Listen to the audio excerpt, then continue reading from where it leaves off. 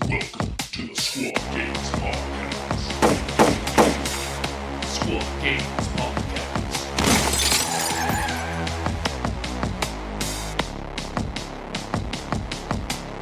Oh man, you guys ready for today? No. Oh, born ready, I guess. Yeah. Good. How bad could it be? I've been dealing with post nasal drip this weekend, so yeah, it's gross. Oh no. Yeah. It's what So some cool stuff happened this past weekend. Most of us, I tried to get Giacomo to travel, but he told me, kick rocks. no, kick rocks. Try not to curse in the first few minutes of a YouTube video / podcast. But to my this way, we have Liam and we have Casey, both from the Vegas crew. What is your guys' team name? Ooh. Sin City Kill Team. That's right. Sin City Kill Team. Love it. Mm-hmm. We all went up to Utah and we all played in a tournament together. Had a great time at Salt Lake, and we had a blast. Quite literally, the demo kind of went off every game. Did some stuff. It's sure funny. Got me.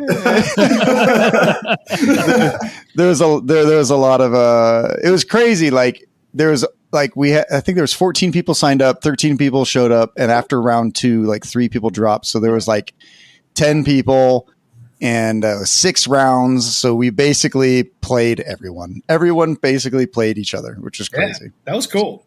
Yeah, I like it was sick. Yeah, it was nice to get the rounds. It's super cool to play some people from the local scene too. Yeah, I mean the ones that stayed. Thank you who did stay. So is Kill Team relatively new out there in Salt Lake, in that area? Because I know you guys are Nevada, but you're kind of adjacent. It just seemed like it was a little remote. It's a little spread out, hard to get to each other. Yeah, I definitely think that there's 2 specific TOs out there. There's Chase and Brad, and they're both out there doing the Emperor's work, trying to grow their scene, and we appreciate them. I think that we appreciate anyone doing that TO stuff, not being able to play, including yourselves, right? In Vegas, you guys just had a 22-person tournament, right? Oh yeah, we had a big blowout. We did a beginner friendly 3-round tournament, and we ended up having 22 people. We had 24 signed up, 2 dropped just from life stuff, but we showed up, had 22 people, and it was beginner friendly. Hey, don't bring your kill teams painted. Have a good time. First place is a chainsword right in the background, Casey, right there. Nice. So far we had I would say 2/3 were basically new people. Hell yeah! Not that many, but yeah, quite a few. Maybe 1/3. It was a lot. It was a lot of people that were. It's really cool seeing. So this was our 4th or 5th event, and something that I noticed is other than the people this was their first event, but everybody has shown up at least twice. So it's really cool to see people keep coming back, and means you're doing something right. We're doing something right. Yeah, there you go. Yeah, it's cool. It's definitely cool seeing the West Coast get bigger outside of the Portland and Washington and Southern California area, right? Yeah. Even Bay Area is growing, and now Las Vegas is getting big, right? Those Bay Area guys are fun. Yeah, I just saw Arizona's doing a tournament here soon, and Utah. I think this was Utah's biggest tournament, so that's cool. Cool. Yeah. I know that when me and Giacomo started, we started with 5 players. Yeah, and then we had and then it was our very first event, 5 players, and I had Saya and Giacomo play, and then I was the ringer, and I just ran Veteran Guard, and I just ran at them and just fought them, which turns out that's the new way to play Vet Guard, everyone. That's the surprise. We'll get into that a little later, but yeah, I thought it was pretty cool. We can look at the Salt Lake Open real quick. We played it this past weekend, right? I guess we'll look at the rosters real quick. We had Andrew Dean dropped, Benjamin dropped, but we had Brad, Casey. Casey, you're like you're like a Hand of the Archon diehard, my guy. What happened? Oh, I was just taking a little break. That's fair. That's fair. I'm playing them at the next one. I just I have 2 painted teams, Hand of the Archon and Comorites. So and now scouts, right? I asked my buddy, I was like, hey man, I just want to mix it up for 2 weeks. Do you have anything I could borrow? He said, sure. So I just borrowed some scouts and Hell yeah. I did our local event and I did Utah and I'm doing Hodit the next one. And actually I wanted to try Mandrakes, but they just weren't working in my brain. But I asked Adrian what he thought about him, and he completely changed my mind. So I might give them a try later, but I do want to do a little more Hand of the Archon, yeah. And is this Adrian Bonavento? Yeah. Okay, cool. Yeah, Adrian's a great dude. Great. Yeah. Yeah. Then we had myself on Veteran Guardsmen, Felgor Ravagers, and then we had Liam on Novitiates, Michael, who we're missing today. He's working, so yeah, it is what it is. We got him on Phobos, Mandrakes, Hernkin, Nemesis Claw, and Novitiates. So that's pretty cool. Did you guys have a good time at the event, at least? I had some great games, man. Those were fun. Yeah? Yeah, I had some pretty good games. I got to do I've been trying to catch Zach out in the streets, man, and I finally cornered him at that game. we had to do a little talking about it, but yeah, he was down to do it. Yeah, nice. Did you guys get to play at that event, or?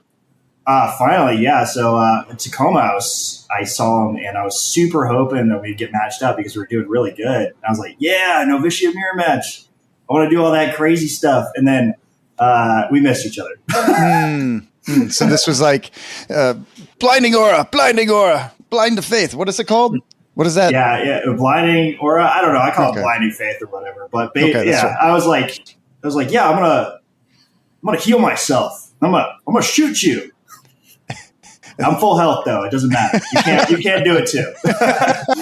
It's like only one of us gets to do it. It's like the moment in that mirror match where it decides the game for Novitiate versus Novitiates. Who has more faith points?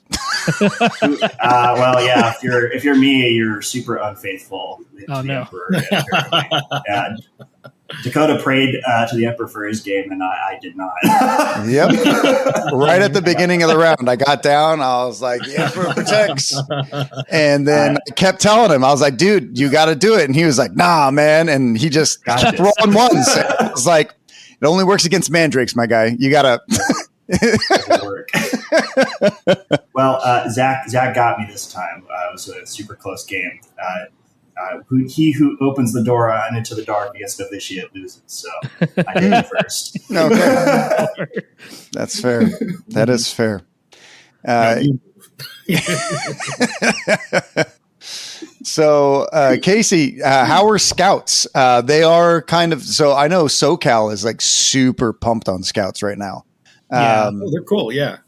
I didn't understand them at all. And then I asked, Jeshua about it, and then saw your podcast where he was giving it the breakdown. I was like, oh, because beforehand I was doing it old Counter-Strike, where I just gave all 10 guys knives and the leader with the chainsword and just ran them out, get some headshots if you can, But no, then actually trying to break them down. They're really cool.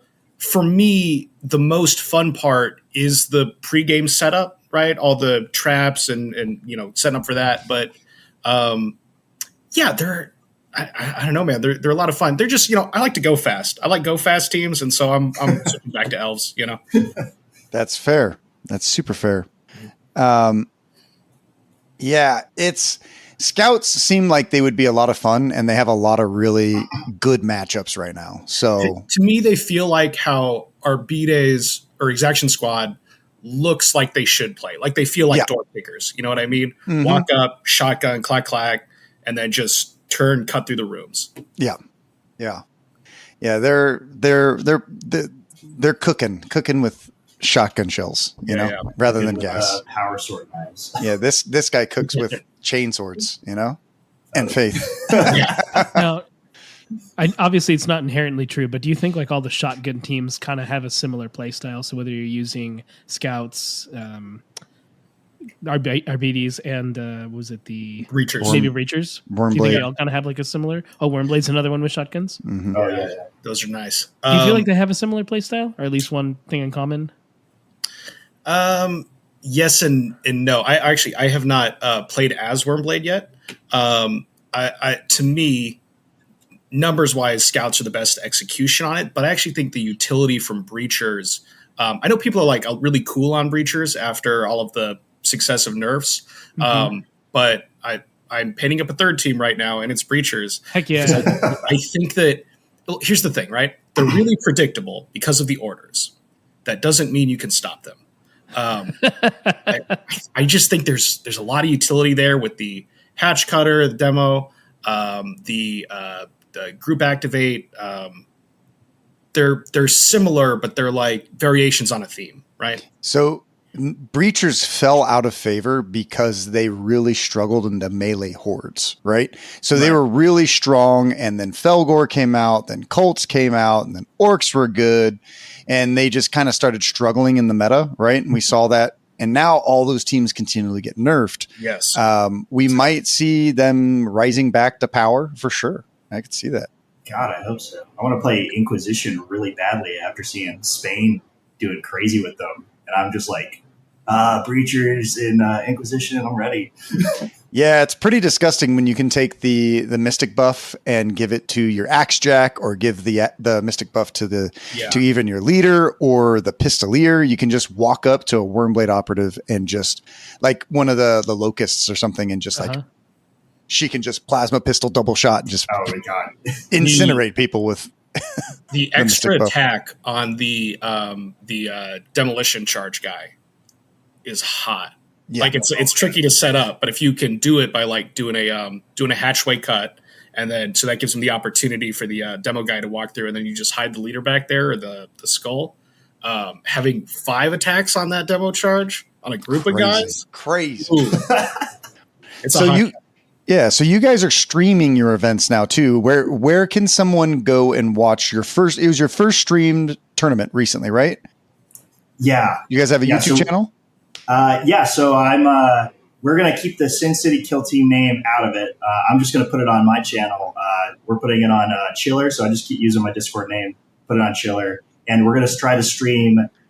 We play on Tuesdays usually over at one of our local game stores. So we're just trying to do a weekly stream when I got the time for it.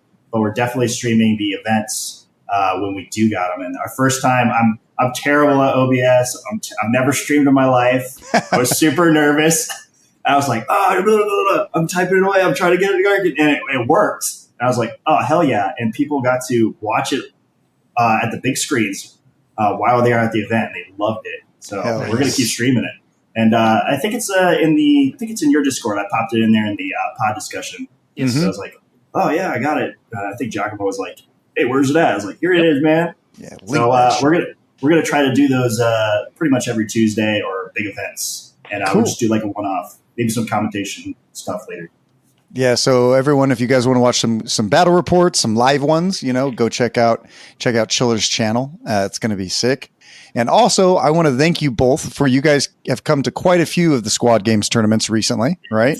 Those are cool. Yeah, we love them. Good. And then there's a couple more you guys are looking forward to coming to. What is the next one up? The All Valley Team Tournament? Yeah, we're already signed up for AVTT. Oh, yeah, we're ready. Mike may or not be able to make it, so we got to grab maybe a different third there, but then we've also got more friends who are interested, so we might just like get a van or something and like I'll pile in and come hang out with you guys for a few days. Hell yeah. Let's go. At least that one, maybe a couple more. Yeah. Yeah. Cool. Yeah, we want 2 teams. Yeah. Yeah. That's awesome. It's interesting. The very first time I think Bats came down, they came down with 2 teams. Last year they came with 3, and now they're trying to come down with 4. A bunch of psychopaths from the Bay Area. But if anyone else is interested in the All Valley Team Tournament, we're giving away 3 golden tickets. I think it's September 21st and 22nd in Los Angeles, and you can find the link in the show notes or the YouTube down below. It's a 1v1v1 team tournament, and you're not allowed to bring the same team. And we're going to have a competitive open board, Into the Dark, and then a more rule of cool terrain board. And then it's going to be interesting because it's going to be like, hey, do you want to put your best player on the rule of cool board where there's like winter terrain and all this other kind of stuff that you typically don't see, and you're like, oh yeah. Or maybe everyone's going to fight over that board because the other two are like, oh, I hate Into the Dark. I don't like competitive, it's going to be cool. It's going to be fun. And my other favorite thing about the All Valley is that you can carry your team and you can just blame them for losing every game.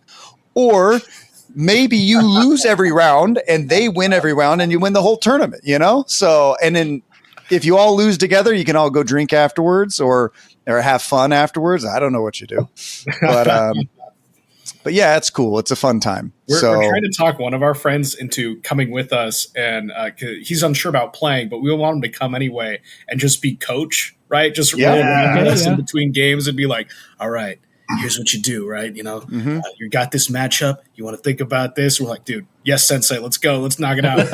Hey, listen, sensei friend, you're coming, okay? Everyone needs a coach at the All Valley, okay? They all need it, right? So you're coming in my corner. Let's go. But Giacomo, going back to Salt Lake, do you have any specific burning questions about? You were not there, so a lot of this is probably new information. I've told you about my games, yes. But how about these guys? Where did you guys place? Oh, I don't even want to look at it. That was bad. Yeah, it was not my best performance, but hey, I did what I came there to do, and that was shout out to Zach, but I tried to be above him, so I came in 6th, he came in 7th, so I did good. We'll just leave me. Personal for me. You can leave me cut off. That's fine. You can swell up a little bit. Hey, look, I'm trying to have some rivalry here. I've been trying to knock him down on the novitiate ITC all week. So. All right. I mean, he may have got you in the end. He may have won the battle, but you won the war. You won the war, Liam. You won it. There you go. You got there. I'm chasing him down. I want him to look in the mirror and see me right behind him. You man, my bro. He's number 2 right now. Yeah. G, do you have any questions? I can pull it up. I'll go here. Like I'm already excited that an elite team made it in the top 3. So and he's one of your homies. Mm-hmm. Yeah, Mike is really good. Yeah. A lot of people are not as hot on Reavers, and Mike loves them, and he's made me a believer. He's super good. See, I've been a believer this whole time. I'm like, bring 5, and everyone calls me crazy. But that feels like a lot. I mean, 2 for sure. I think 4. He goes 4 and 2. He does the marksman and the mine layer, and then he goes 4 Reavers. Right. And man, they're couple of AP1 like pistol shots, and you're suddenly like, yo, I get it. It's interesting. He only brought 2 against me. 2 really? He only did 2 Reavers. And I was like, oh, you're bringing 2 Reavers? Cool, I'll bring a hand axe and we're going to fight. Oh, interesting. You must have been scared. Yeah. He was. I think I did 5 damage to him on one time, and then he murdered him. Yeah, you won the moral victory. Yeah. My little guardsman was a little train that thought he could, Still 5 damage to a. Did you guys play on capture? On Overlord? It was the end of day 1, right? Yeah, so I think we did play capture. We did play capture. Yeah. I think that might be a different match if it's ITD loot or ITD. You guys got to retry that. That'll be a fun one. I'm down. Come out here. We'll do it. I definitely am planning to come to Vegas. I think I'm going to Nova and Kill Scream. Mm-hmm. But outside of that, I'm definitely down to come to Vegas and play in some tournaments. It's so much closer than driving to Utah. Yeah. And then on my way home, getting in a car accident was not my fault. Crazy. I was driving straight, and somebody was like trying to enter the freeway from the farthest left lane, and just went. I was going like this, and they were like. I was going this is me. This one's me. And he was like, whoosh, and I was like, onto the wrong entrance of the freeway. And then I had to drive the wrong way for a while. It was great. Oh man. Yeah. We're here. Thank God. I am. And I even stopped in Vegas to sleep. So I was like, hey, I'm not going to be tired. We're going to be good. And then I'm like 20 minutes from home. This guy. The world was Yeah. like, no, not today. Yeah. Yeah, not at least today. you're okay. You had a little faith remaining after that tournament. Oh, hell Yeah, yeah. no kidding. No kidding. What was So- what was the terrain like? Ooh. It was good stuff. It was good stuff. It was But interesting. Liam, you're trailing right now, my guy. Yeah. trailing. How's he doing? Oh, wait. Has it? Oh, Salt Lake is Yeah. out. Okay. Perfect. All right. All right. Let's go. Oh, they haven't added Tacoma yet, so maybe I have a chance because I did. You did really well at Tacoma. You did really well. Yeah, I did. I came in 14th, and crazy enough, I think Zach was literally right behind me again. So I right. did it. I did it again. All right, Zach. So you're 130 points behind him. All right. Okay. You got this. I believe in you, Zach. You take beautiful pictures, but Liam is he going to does. take you down. Okay. I'm trying. I'm coming for that number. I don't think I get number one. That whoever's number one, he's crazy. Like there's so many points. But Xavier Gyro. Jeez. He's Is this- an Is this US or animal. world? Man. I don't know. Oh, that's gotta be world. That guy's Spaniard for sure. Oh yeah, he's Yeah, look at his those name names. is crazy. Major goal. Like I don't think I can say this word out Jordan, loud. I think. Yeah, Oh, don't okay. try it. Don't try it. It's a trap. It was I thought that was an STD name. I'm not going to lie. Yeah, But yeah, this is cool. Try All it. right. Yeah. A little rivalry. Yeah, I like it. Try to keep it alive. Novitiate's such a small community, so Yeah. I know on the command point Discord they're always chit chatting, but See- I'm out there doing the Lord's work. I mean, the Emperor's work. See, like now Kellen's going to see this episode and he's going to be like, "Oh, I have to get back on the novitiates train." You know, maybe he Actually, won't. I think I'm retiring them, and I'm actually moving on to Exaction Squad. So Oh my my gosh! God. I know. He's gonna I'm double watch this Kellen? video. Are you and just like Kellen? No, S tier? Do you think they're S tier? I think they're. Well, I don't think they're D tier. Whoever's saying that is crazy. D for dominant. D for I don't know. they're not bad. They just suffer.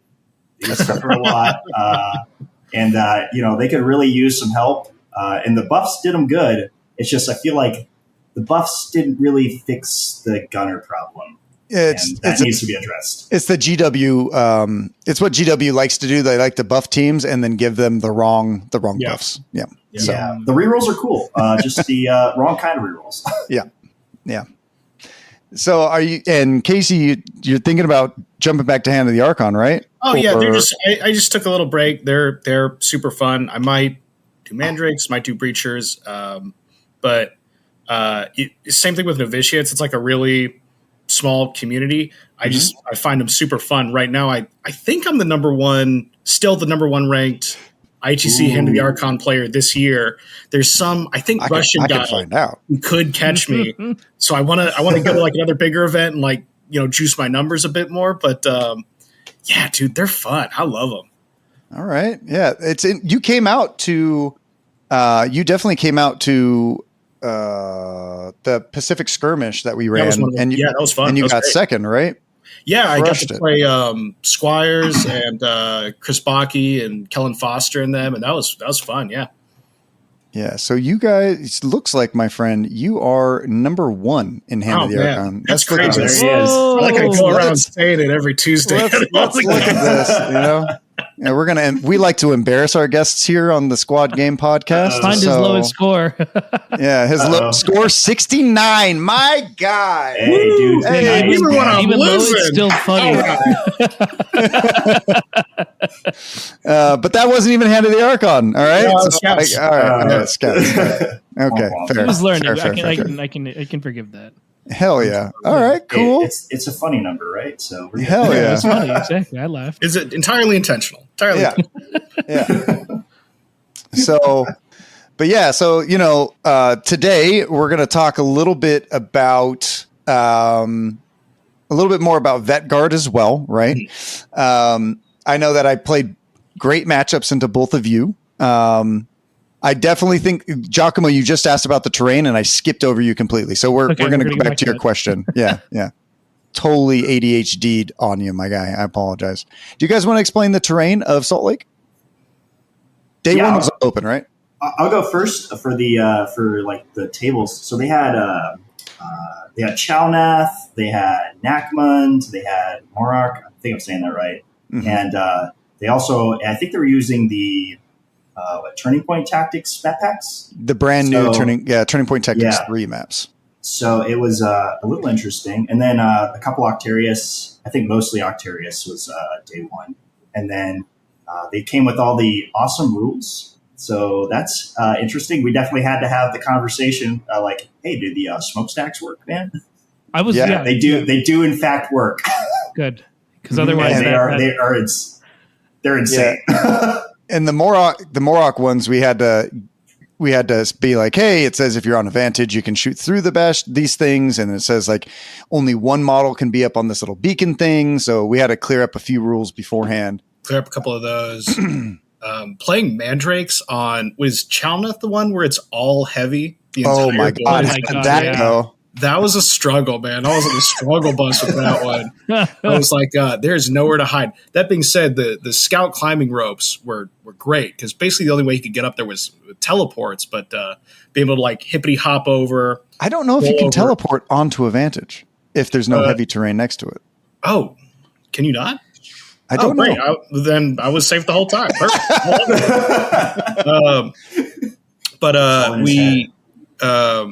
Yeah, that was great. So you had like climbing rope up that. Maybe through the smoke. Maybe you could throw the smoke up there. Oh, that's it. It's the smoke. You can put the smoke on a vantage point, right?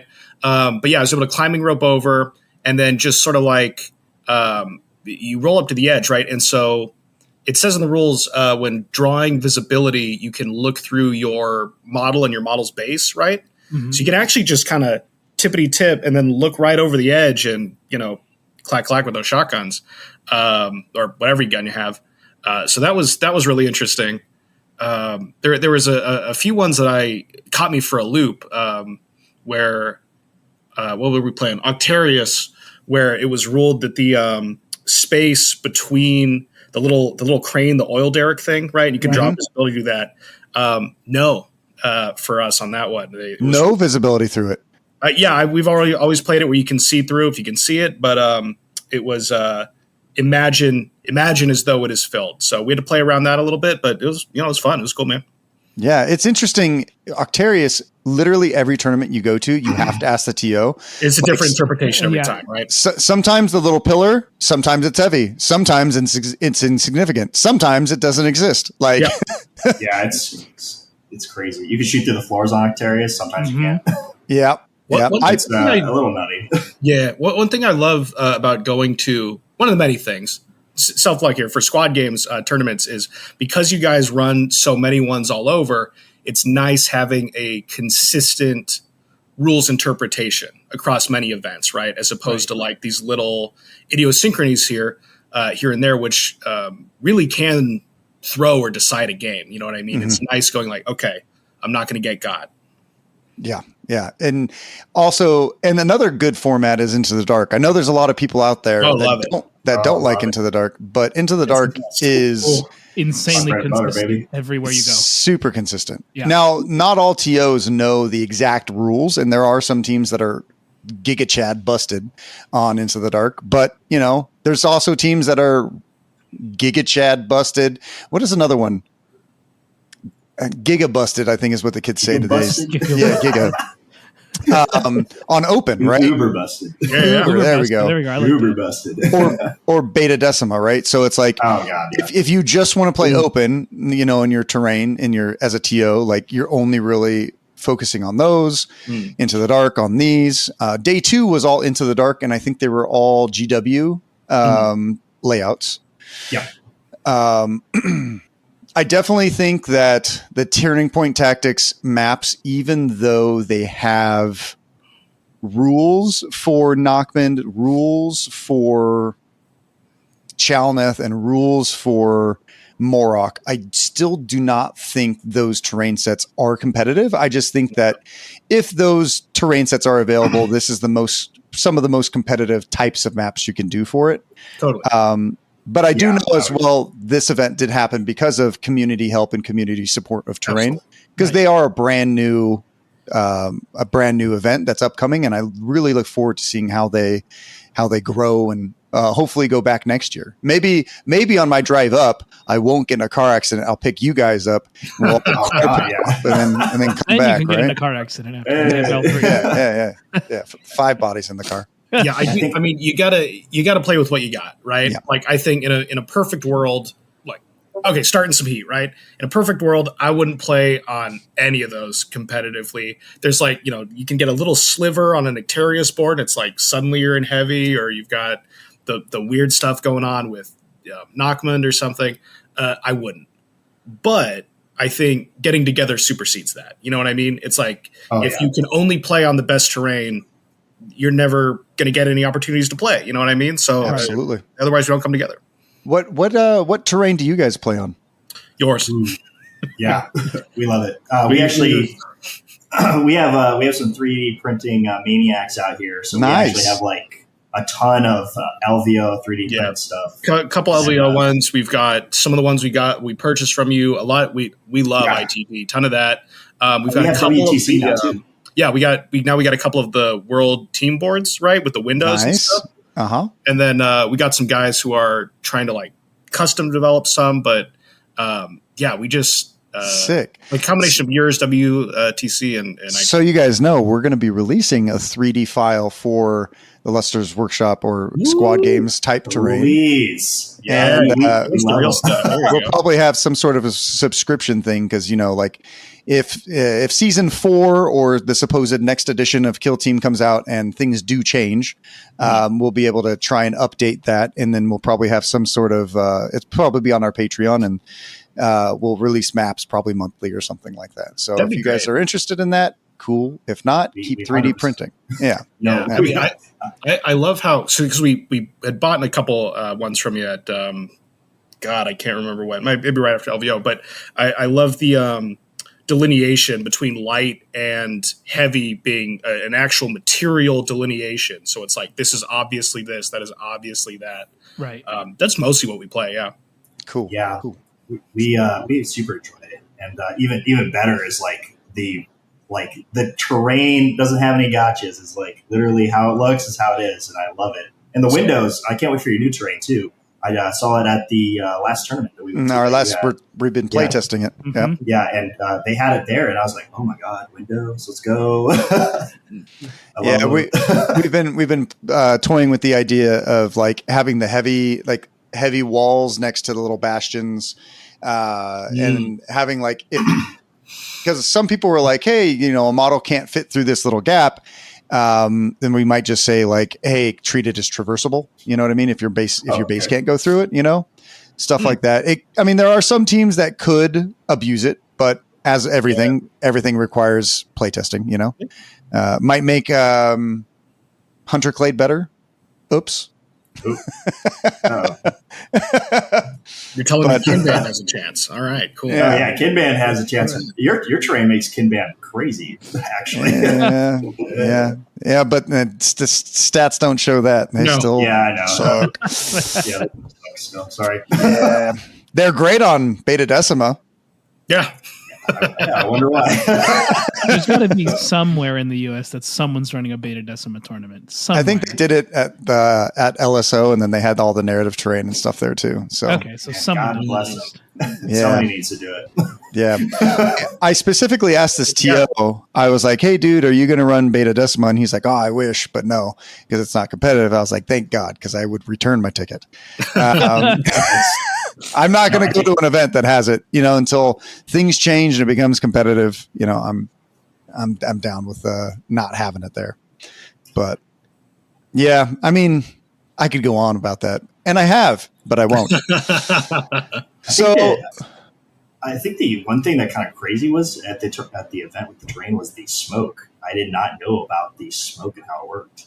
Yeah, not canceling, not being obscuring, but just no visibility. That was interesting. That was cool to play around. It's interesting. I actually didn't play on that board. I think there was only 3. I think I did Morok, Chalneth, Octarius. Yeah, Chalneth. yeah, when we talk about our game, Yeah, man, we had a blast on. It was crazy. Are you guys using Punishing Vantage? No. No, Thank thank God. goodness. I'd Thank have goodness. been toast, man. I feel like this game is complicated enough already. You know what I mean? Like, there's so much going on. Yeah. G, do you have any other questions before we talk about some rundowns of some of the games and then talk about some new Vetguard tactics after their nerfs? I got a hobby question. So obviously, Dakotah, I know we've been talking forever about what you were going to take to Yeah, I'll try to zoom it in a little bit. In terms of the board, you can kind of see back there. It's in focus now. It's a little more in focus. You can see the hunt right there. Yeah. What were the teams like? You know, I'm curious to see what the scene's like over there for Hobby. Nice. Yeah, they were pretty nice. No display boards, but I think what's interesting, Mike Cortez took a really nice display board to Dallas when I went, and I had a really nicely painted team. I had a tiny little dinky display board, and he got best hobby because of it. So I was like, he inspired me to be like, all right, if hobby is ever a factor for a golden ticket, you win that at home. You win it at home. You can't, you won't lose it if you don't try. Right. So, that's the reason why I went so hard on this, 20-inch display board, 20-something-inch display board. Yeah, no kidding. I saw the case for it. Like, what are you hauling in there, man? Gene stealers. Yeah, no kidding. But big case. Yeah. So I went like as hard as I could. I put my 24 years of experience in the hobby, and I tried to do the best that I could. Right. Because this golden ticket was not only about placement, it was also about hobby and sportsmanship, right? So I definitely tried to bring my A game in all three. I'm typically not an asshole. I'm an asshole on occasion, but not always, right? Definitely did my best on all three. How did you guys approach that as well? We're talking about the hobby aspect of the tournament from SoCal or Salt Lake. I ended up bringing. I missed it, so I planned on bringing. I was blind to it. I couldn't see it. Remember, I'm not supposed to see it. Okay. When I bring it next time, and you see it for the first time. Yeah, it's sick. It's sick. I made a plinth, and I brought it with this. I brought it to Tacoma, and I think somebody took some pictures of it, so I think that's around there. I think it's on Disregarding Dice. There's also a bunch of other teams. Yeah. He put the Tacoma pictures he's up. rocking around. Take it. Oh, If you got your team pick taken, it's there. But yeah, I brought my plinth there, and I brought it here, so I put it all in a case, brought it with me. I got it somewhere on the shelf over here. I'll keep it a secret so people can see it in the events. But I put like lights in it and stuff, but it's just for my leader. Not nearly as cool as yours. I was like, oh man. It's over. It's so cool. We'll do a full reveal of it later on, but this is Liam's display. Hey, so, there it is. Yeah. I'm not looking at it right now. I'm looking at invisible. So. Yeah, it's invisible. No, but you did a fantastic job. Like this plinth and everything about it. Giacomo, you're a hobby aficionado quite as well. So why don't you give us what you think? I like the contrast of the colors. The white of the model itself is its like focal point, but you have a little bit of break with like the bronze color on the eagle over there, and then the grass itself with a little bit of fire in the corner. So like there's more details to look. And that fire is electronic. Yeah, and it's not overpowering, which is nice because I feel like a lot of people overpower displays and models when they use LEDs because now it's taken away from the paint job and it's just like a light over it. So this is well done, and I like the light they use for the photo too. It emphasizes what you're supposed to look at, which is the Sister Superior. Mm-hmm. Mm-hmm. I like it. I ended up trying to do. Yeah.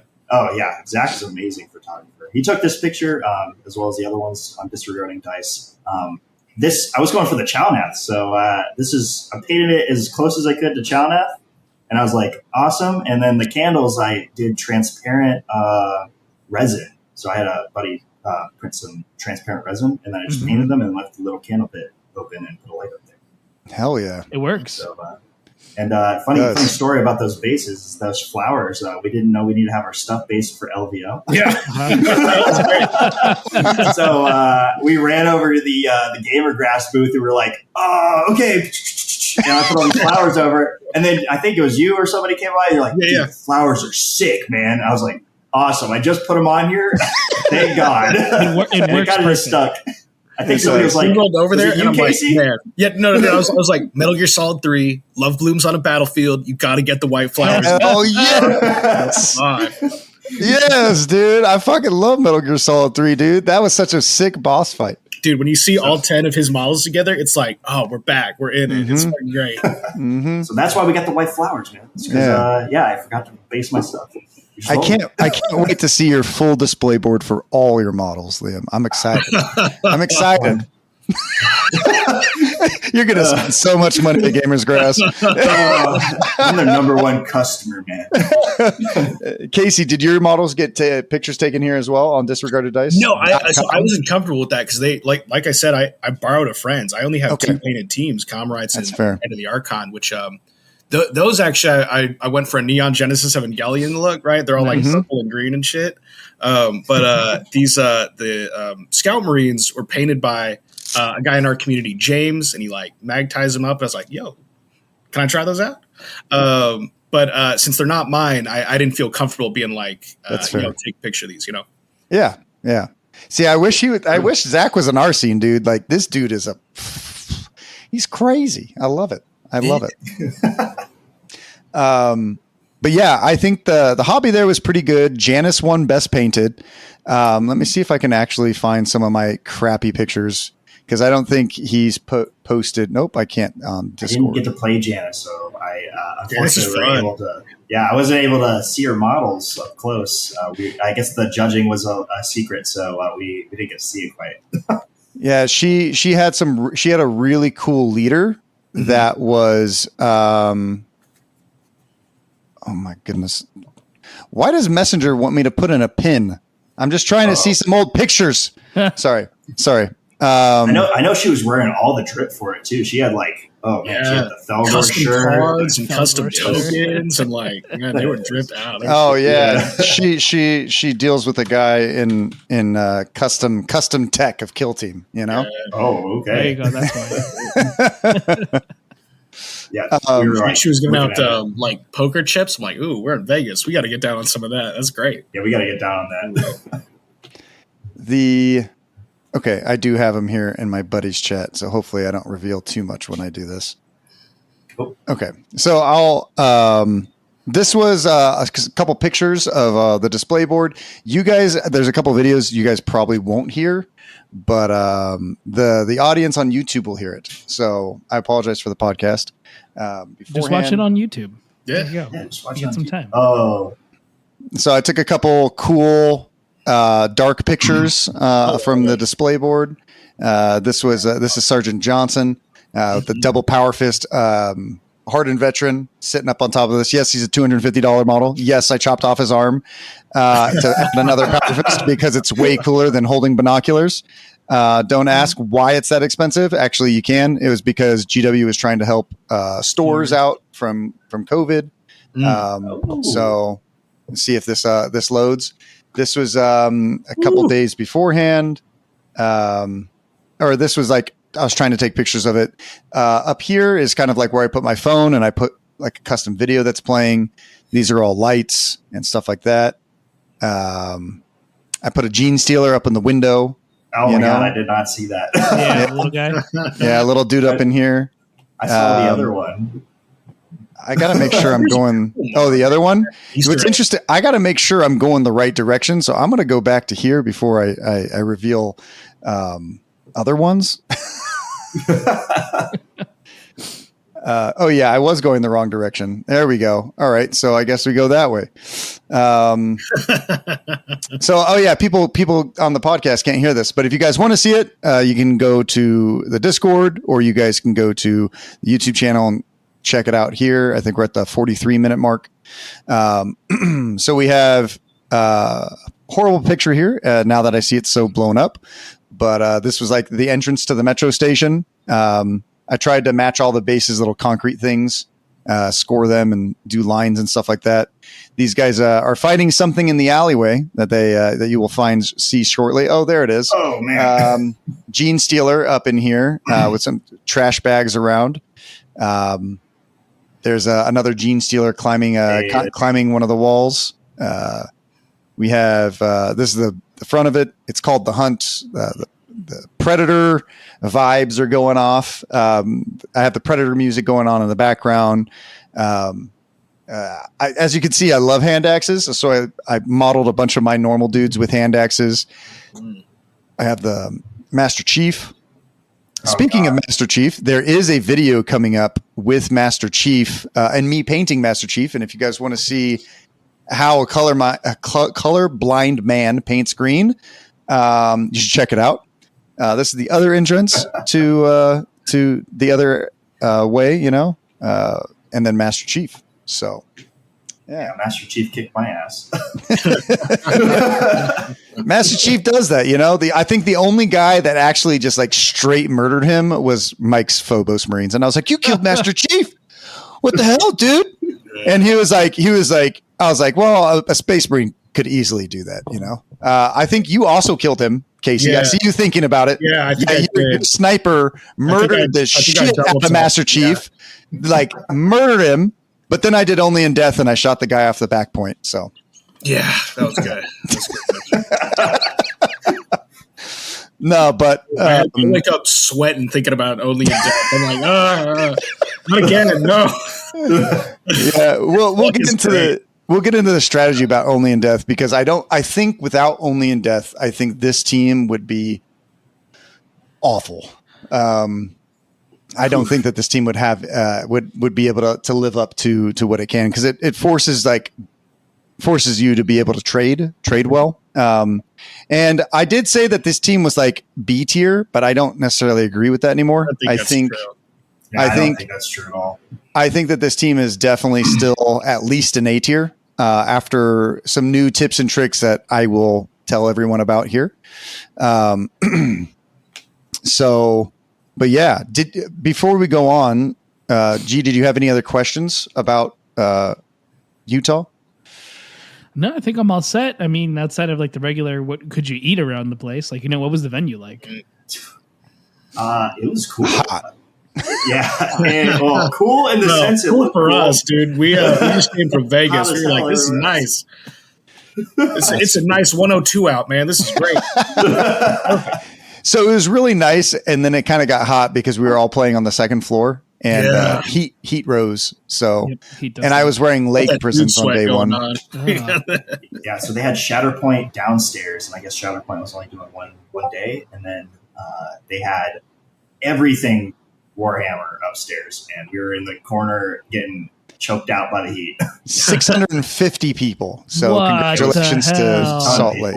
Yeah, it was crazy. Whoa. Yeah, and I think Old World was there, AOS, 40K, and Kill Team were all upstairs. And I think I just saw a bunch of like X-Wing and Shatterpoint. For discontinued, man, you could have fooled me. That was popular. Yeah. So, Liam, did you have a favorite match of the entire event? I think it's no secret here. I was really hoping to get that mirror match, and I got it in. So I got lucky, and day two, the pairings worked out where everybody was kind of even for the most part, and I ended up getting Zach, and we talked about it, and we were like, all right, man, this is it. He wanted to double check. He was definitely concerned about hey, what does it say about Acts of Faith? I was like, hey, man, quick. Only one of us gets to do it. So just get ready for this. Buckle up, baby. Like, this is about to be the most cagey match you ever played in your life. It was super, super cool. You were explaining, right? Like you can only do for the Act of Faith, it's one per activation. That applies to both players, right? Like you were saying, enemy or cancel each other out. Yeah. Enemy or friendly. It says, hey, you can only do one Act of Faith. So that means the only thing after you say, Blinding Faith, change a hit to a crit, that's it. All you can do is reroll dice. So it really makes the faith point mechanic okay, who's going first, and you got to do something, otherwise the other person just gets it in. So we ended up having a crazy close match on Into the Dark, and we theory crafted some stuff. We ended up finding that the duelist is not useless. Oh, Yeah. oh, So apparently, if you're mirror matching novitiates, you take the duelist because she hits on 2s, 3, 4, and when she sends the crit through, when she parries, she sends the crit damage through too. So against novitiates, like 3, 4 is totally enough. That's scary already.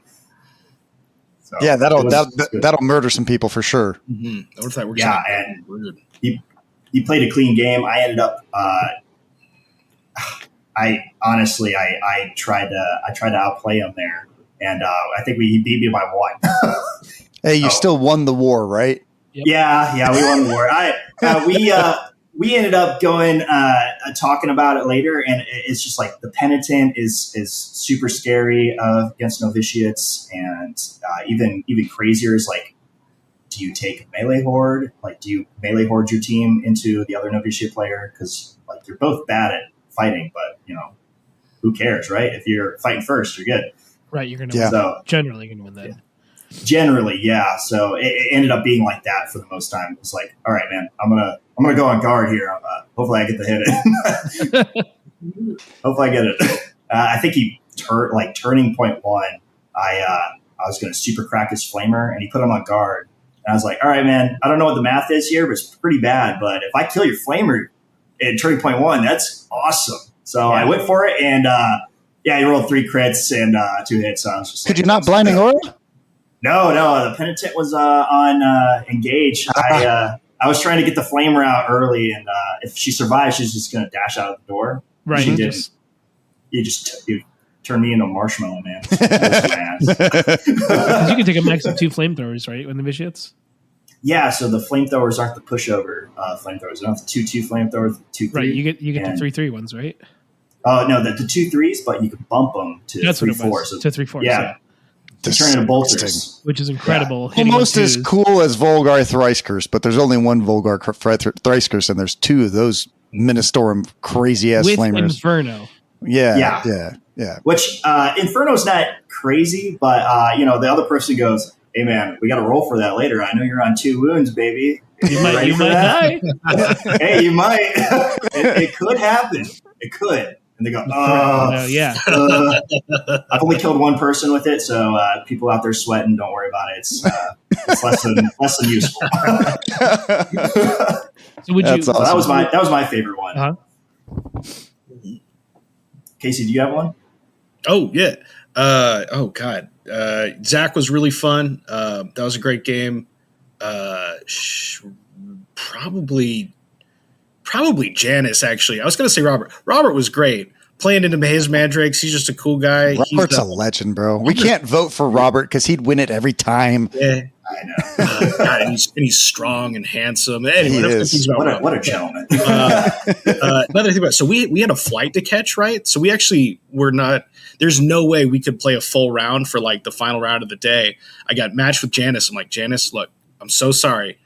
I got to be on a plane in like an hour from now, or I'm like boarding one, right? So we got to go, and we just sped through it, and it was so fun. So like in the first activation, I was first turn, I was setting up for move up with the tracker, put the track target down on the on one of the goats who's like securing the point behind the little conceal or behind the barricade, and then I'd move up with another guy and either 6-inch grenade chuck or blast him with a shotgun. We'll see, right? You want to do that thing where you get them to like 4 or 3 wounds, depending on if you have a fist or knife guy there, so that they activate, come over, and you bop them in the nose like a shark, right? Nice.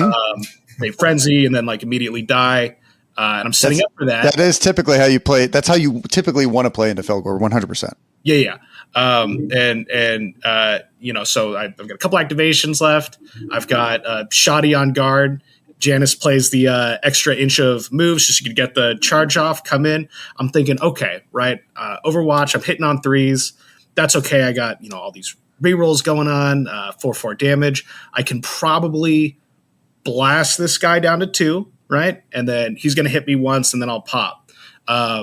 After, I want to say 2 rerolls, I was sitting on 3 crits and a miss, right? I was like, man, this is hot. This is great. Janice, like the hand of God, just rolls it in there. 3 crit saves. I was like, best game. All right, let's do it. And so, and then that blocked off the play that I was setting up. And so from there, I'm just sweating, going around, trying to push guys around. Did all right on the primary, considering I was just getting devoured by goats. Secondaries, all of my secondaries involve being on Janice's side of the board, which I was not going to get to at that point. That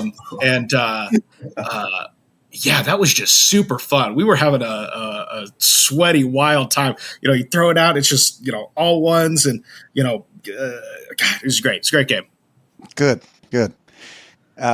My favorite was against Casey. If I can't, I'm not going to vote Robert. Okay. Cause he would just win it every time. Mainly because that's the game where I had to do the most mental math and mental chess, which I'll get into in a second. I'll probably go in order real quick.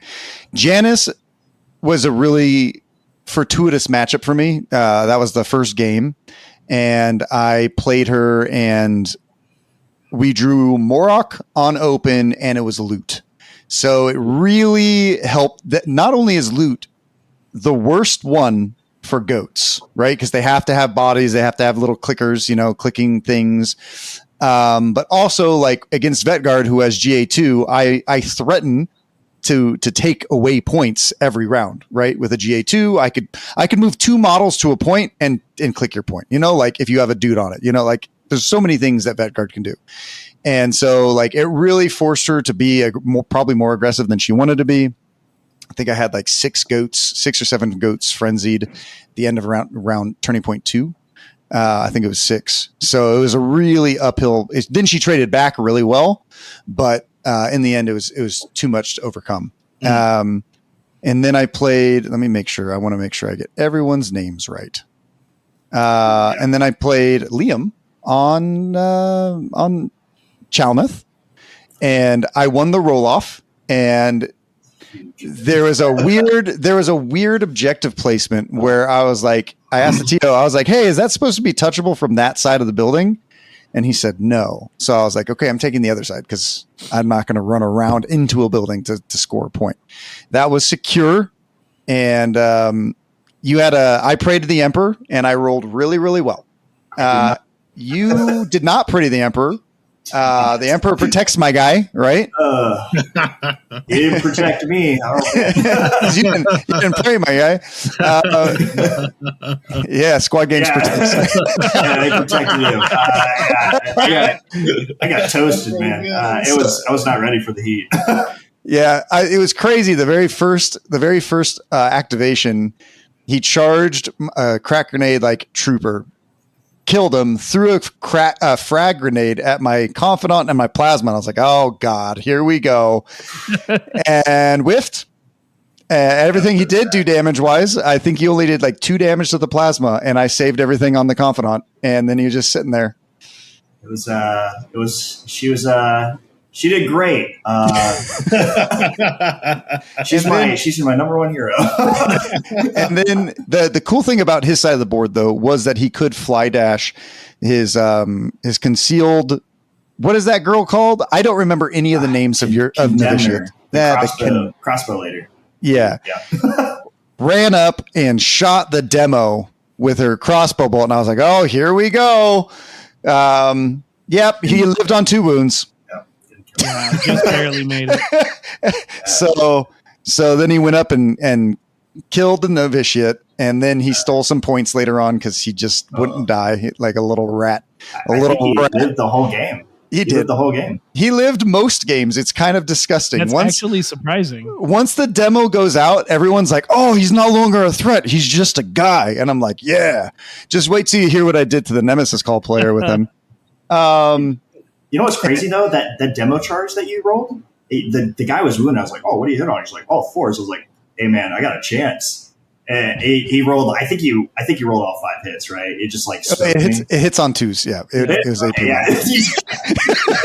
I was like, oh, surely it hits on 4s. She's like, oh no, it's really good actually. It just evaporated this poor militant on the point. Just pink misted this thing. Yeah, it was the demo is still really good. Everyone, you just have to know when to use it. Yeah. So that one went in my favor. I was able to punch back pretty hard on Liam's, and I was able to stop him from scoring or maxing, I think, recover item, but you might have maxed it in the end. I think I did, but barely. Like I was just hanging on. The deployment was rough. I kept putting a hand axe trooper just right on top of his recover item. I was like, come at it, guy. Come at it. I wanted to so bad. It was just like it's just like a hand axe is scary.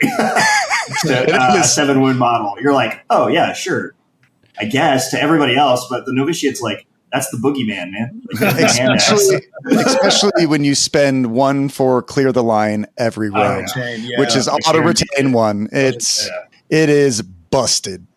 Super good. Yeah. Then I ended up playing Michael, and he had this amazing play. We were playing. He was playing off the back foot. He was like, "Hey, I'm really going to try something. I got to be aggressive. I got to be aggressive. You don't be aggressive in the Vanguard. You just don't." He's like, "If I'm not aggressive, I'm going to lose anyway. So I'm going to go for it." We were playing capture. He moved a model out onto a point. He threw a smoke grenade, and he was like, "All right, I gotta get first turning point because then I'll move up and kill your plasma." And I was like, "Okay." He didn't get first turn. Plasma killed the guy, and he was like, "Oh, that's not good." And then he moved up, and he did this really cool thing where he was able to kill like a model or 2 models on this point that I stopped him from getting. And then he put out. I was going to move out and demo him and kill 2 of his Marines that were next to each other. And he had like a track target. So like if the demo man moved out, he was going to get shot. They were in smoke, all this other kind of stuff. So I was like, okay, I'm going to move my grenade launcher through your booby mine. And he was like, cool. I was like, do you want to track target? He said, no. So I was like, all right. So then I had to like really do this really cagey move. So like every end of movement activation, he could not shoot him with the track target. Planted the mine. I could only hit 1 Marine. Or was it? Oh, I think did I hit both? I think I might have only hit 1. I don't remember. I was able to kill 1 Marine, didn't kill the other. And then I think I charged with like a hand axe, and then he lost 3 by then. And it was just, it was a really uphill battle. But to be honest, against most elite players, Vanguard is like one of the few teams that is the absolute nightmare. Them, Kasserkin, and Pathfinders. And then I ended up fighting Brad with the Nemesis Claw, and he did not know that Vanguard could go through 2 doors with the Demo Man.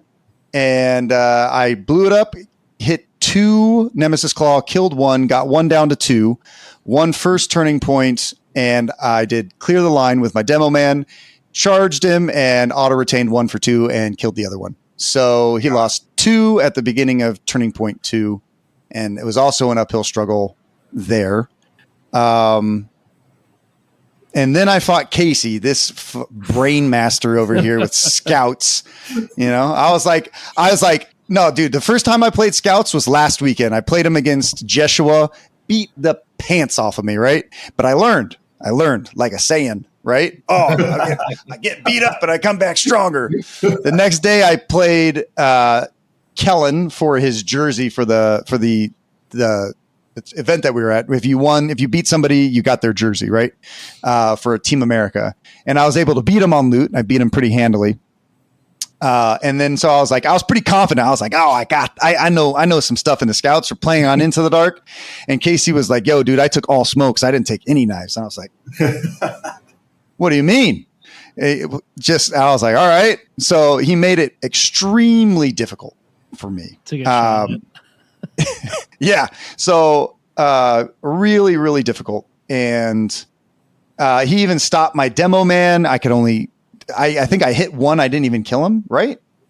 No, you did. You were able to finish him off, but Okay. you got 1 instead of 3. So This guy, he played it so well. He was able to move his guy over, so I couldn't get around.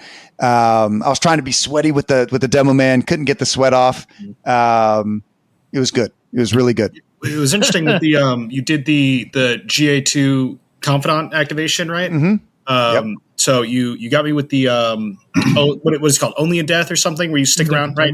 Yeah.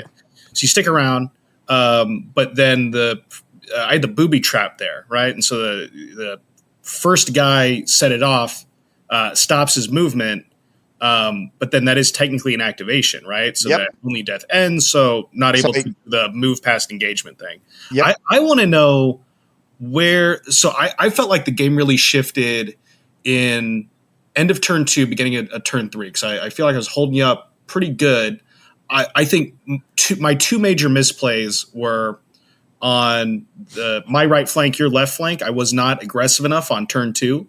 Agreed. I by holding that in check, I didn't have enough momentum for turn 3 and 4, right? Like we were able to do some stuff, but not enough stuff, right? Mm-hmm. And then I thought I had you a little bit with the play with using the 6-inch threat of the shotgun on guard to deny your melt and plasma pistol, and then keeping the sniper in conceal, walking up, going within 1 inch of the door to open it, but still touching the shotgun guy. So I get concealed and then popping your leader. But I was looking at that room at the beginning of turn 3, like, I had like 6 Vedguard in that model in that room. I was like, I know that something is happening and it's going to be bad, but I don't see it. So where was the shift there for you? Because I thought that flank was like crumbling, and then I don't know where you did it, but you did something. So it was interesting. So when we were playing, I kind of had this Rain Man moment where we went 3-3 on turn 1, 3-3 on turn 2, and I realized with how his models were placed, where my models were placed, there was no way I was going to max my secondaries. I wasn't going to be able to get central control. He had too many shotgun guys in there. And I think at the end of turning point 2, in order to stop me from getting it, you literally just threw a smoke grenade into the middle of the room, ran into it, and stood on like central line. So I was like, my gosh, like I can't even score like my secondaries because it's too hard to remove these guys. And I was like, all right, so the only way I'm going to beat Casey is if I beat him on primaries. How can I do that? He has 3 scouts on this side of the board. He has a bunch on this side of the board. So I came up with a little plan to be like, okay, so if he doesn't tap his points right away, I'm going to try and steal his points. I think my first activation, I tapped 2 points with a GA2. And then I don't remember that one. 100%. You tapped the right and left flank. You left the middle open. Yeah. But there was 2 guys on it, so there was no danger of me grabbing it immediately, right? Yeah. I had one guy who could immediately threaten, and then one guy who could get there but not tap. Yeah. And then so the next activation. I still don't understand your right flank. Explain that one. So on the right flank, I had the plasma in the middle. I had my comms. I gave my guy a +1 AP, and then Casey, I gave the plasma +1 APL, and Casey was like, "What the fuck is he going to do with the plasma?" I was like, "Okay, he's going to do the shot. I've got this smoke ready." And then my other guy who you could have gotten within 2, no, not within 2. The guy who you could have popped was on super conceal. Mm-hmm. So he wasn't going to get flipped by the spotter. I had smokes on the other guys. I'm like, what is the shot? I don't know where the shot is going to go. Not a goddamn shot in sight. It wasn't. My point. That's really cool. So Casey ended up opening up the door, fighting my spotter. Didn't kill the spotter, which was crucial, because if he did that, he was going to be able to then shoot with the heavy bolter, right? And the auto retain really came in handy there, because I was able to like block out one of them, so he just didn't die. Mm-hmm. And then I think you used your your sniper to then kill my leader, which forced me to use Only in Death right away. And then I moved up and I shot your back point guy, so you couldn't tap that one. And you already activated everyone on that side of the board. So I pretty much guaranteed that you were going to go 2-1. In your next activation, I think you charged my point to kill the guy so that I couldn't tap my middle point. And I used my plasma to then sneak around 9 inches and tap his back point and sacrifice the plasma to go. I was now 3-1. Yeah. And then I moved my spotter back off of his model, killed him with the sniper, and then I was able to charge the demo around through onto this back point. No, attacking dead at that point, right? Nope, the demo never died. Really? Yeah, yeah, that's right. That's right. You chose not to when you saw you were only going to get one. Yeah. That's right. So I charged. So we went 4-1, which was a huge swing, and then he was able to be really aggressive on my left side. I couldn't tap it, and I just started switching over, and we went, I think, 3-2. And because of the primaries, I was able to swing it back into my favor rather than a stalemate. And then with recon, he could just max and crush me. Yeah, I think we tied on secondaries, right? And then I think, right? Yeah, because we denied center line on that last turn, right? Yep. And I didn't score any for central control, which is it's interesting about Vedguard when I go over them in a second. You'll hear my thoughts on what I think about secondary. Well, I still think it's the hardest thing to do. If done right, they can be scored. Finally, I played Robert. Mandrakes, I'm relatively confident into that matchup because Vetguard, especially in Into the Dark, can kind of look everywhere, so you can't teleport anywhere. So I just tried to negate as much as that as I could. And his first activation, he charged up. I took 5 hand axes and a rosary in that, or 4 hand axes and a rosary in that matchup. No grenades whatsoever. I was just like, as the tournament went on, I was like, hey, fuck grenades. Just go more hand axes, more, you know? So like, and then whenever a Mandrake would charge, if I auto retain 1 from clear the line. And if I roll a crit, then now I have 8 damage coming to them, but typically they're going to kill you at 1. So you do 3 and now they only have 5 health, or you crit them and now they only have 3 health. And then you charge with a different hand axe and the Mandrake's auto dead, don't even have to roll. It's disgusting. It's retarded. And then same thing with the Hardened. The Hardened does 4-5 damage. So you auto retain 1, you do half damage. They strike you, you rosary, and then you punch them again and they're dead, pretty shitty. But I was able to clean up Robert. But Robert and me played at Dallas, and it was not nearly as close as this matchup. This matchup I think was 21-18. He played way better, was able to make me sweat a lot. But I only in-deathed him a couple times too, so he couldn't get into a room because I kept I would move a model up, he'd kill him with the leader, I'd say only in death, his leader can't get out of combat or can't get into the room. And then at the end of the turn, I would move up another model. At the beginning of the next turn, he'd kill him with another model and I'd do only in death again. He just couldn't get in there because I would just throw bodies at it. And I was like, okay, move another guy. Okay, you can kill him too. Okay. I was like, it was ridiculous. So going into the vet guard, and then I ended up getting the golden ticket, which was cool. Very exciting. Yeah. My wife told me in June, she was like, hey, I want you to get a golden ticket. And I was like, are you serious? Like, I've been telling her this whole time, I don't want one. I don't really need one, blah, blah, blah, blah, blah. And she's like, oh, you do all this stuff for Kill Team. I think you should try. So I felt like this meme where like Sparta, like this is Sparta when he like looks back at his wife before he kicks him down the well, I felt like I went into that moment, where I was like, should I? And she's like, I'm like, this is squad games, Bro, I went down that well, man. I'm sorry. Blame my wife when you see her. No. Listen, you do a lot for Kill Team. It's time Kill Team did some for you, man. It's all good. Appreciate you. Yeah. So Yeah, it was a cool event. I had a lot of fun, and for the past 2 weeks, I've been doing nothing but playing and theorizing about Vetguard, and I think there's two objectively good ways to play them, and we'll get into those here. So, with the Vetguard, unless you guys have anything else you guys want to talk about before we do this dive real quick. Now hit us with the knowledge, Captain. All right. You gotta give that demo dude a medal or something, man. He's like the MVP. I gotta kill that dude if I see him in the streets, man.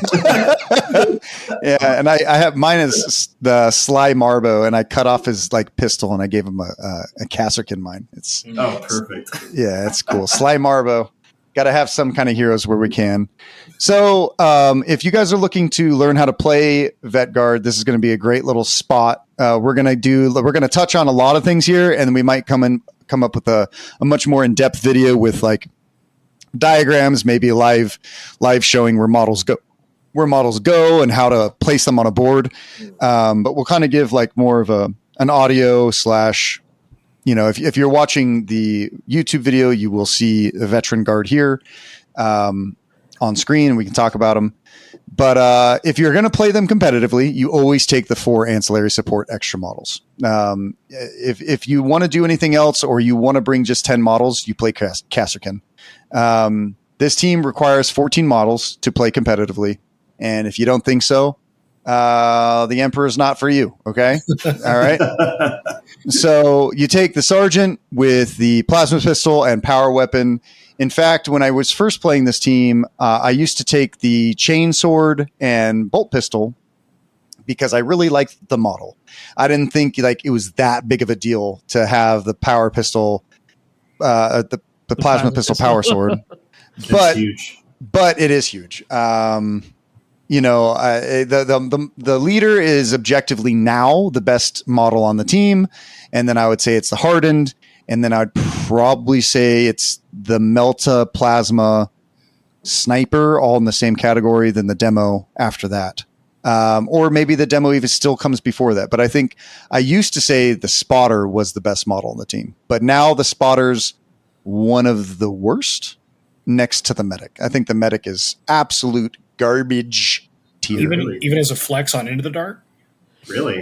Yeah. I will give my reasonings about Medic and why I think that now. I haven't taken the Medic since Dallas. I took him when I went to Dallas. I played the Medic once against Pathfinders and I lost. Oh no, you were just sorry. You were saying this. You thought the Spotter was the worst, and I was like, the threat for him that you had project.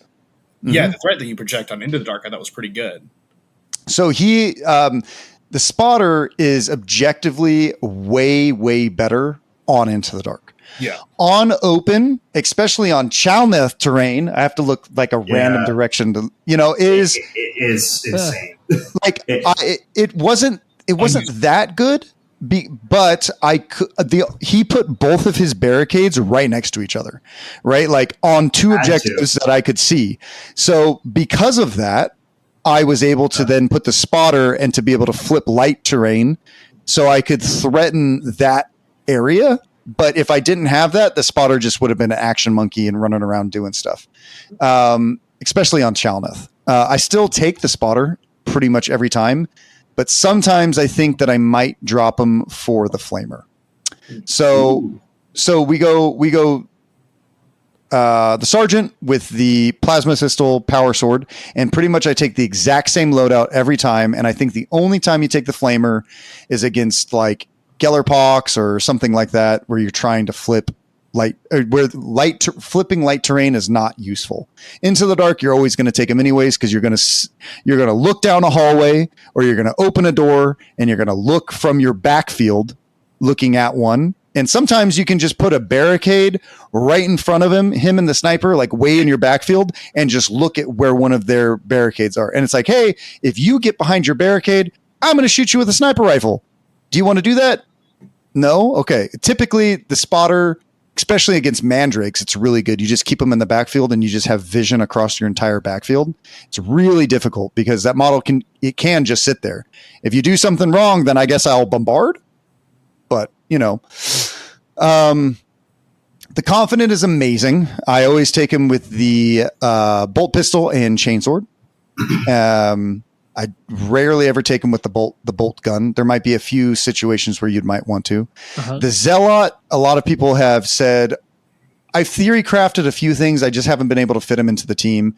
I think the Zealot with a hand axe is really good because you could give the Zealot a hand axe, charge them into somebody, and then you could charge a GA2 model into them, and now you're critting on 5s with a hand axe.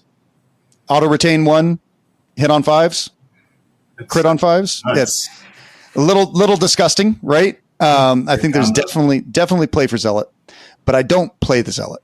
I also never play the medic anymore, and let me explain why I don't take the medic. The medic used to be one of the most useful tools on the team because the spotter was way better. So the spotter could flip heavy. So that objectively makes all of your gunners and your sniper a million times better.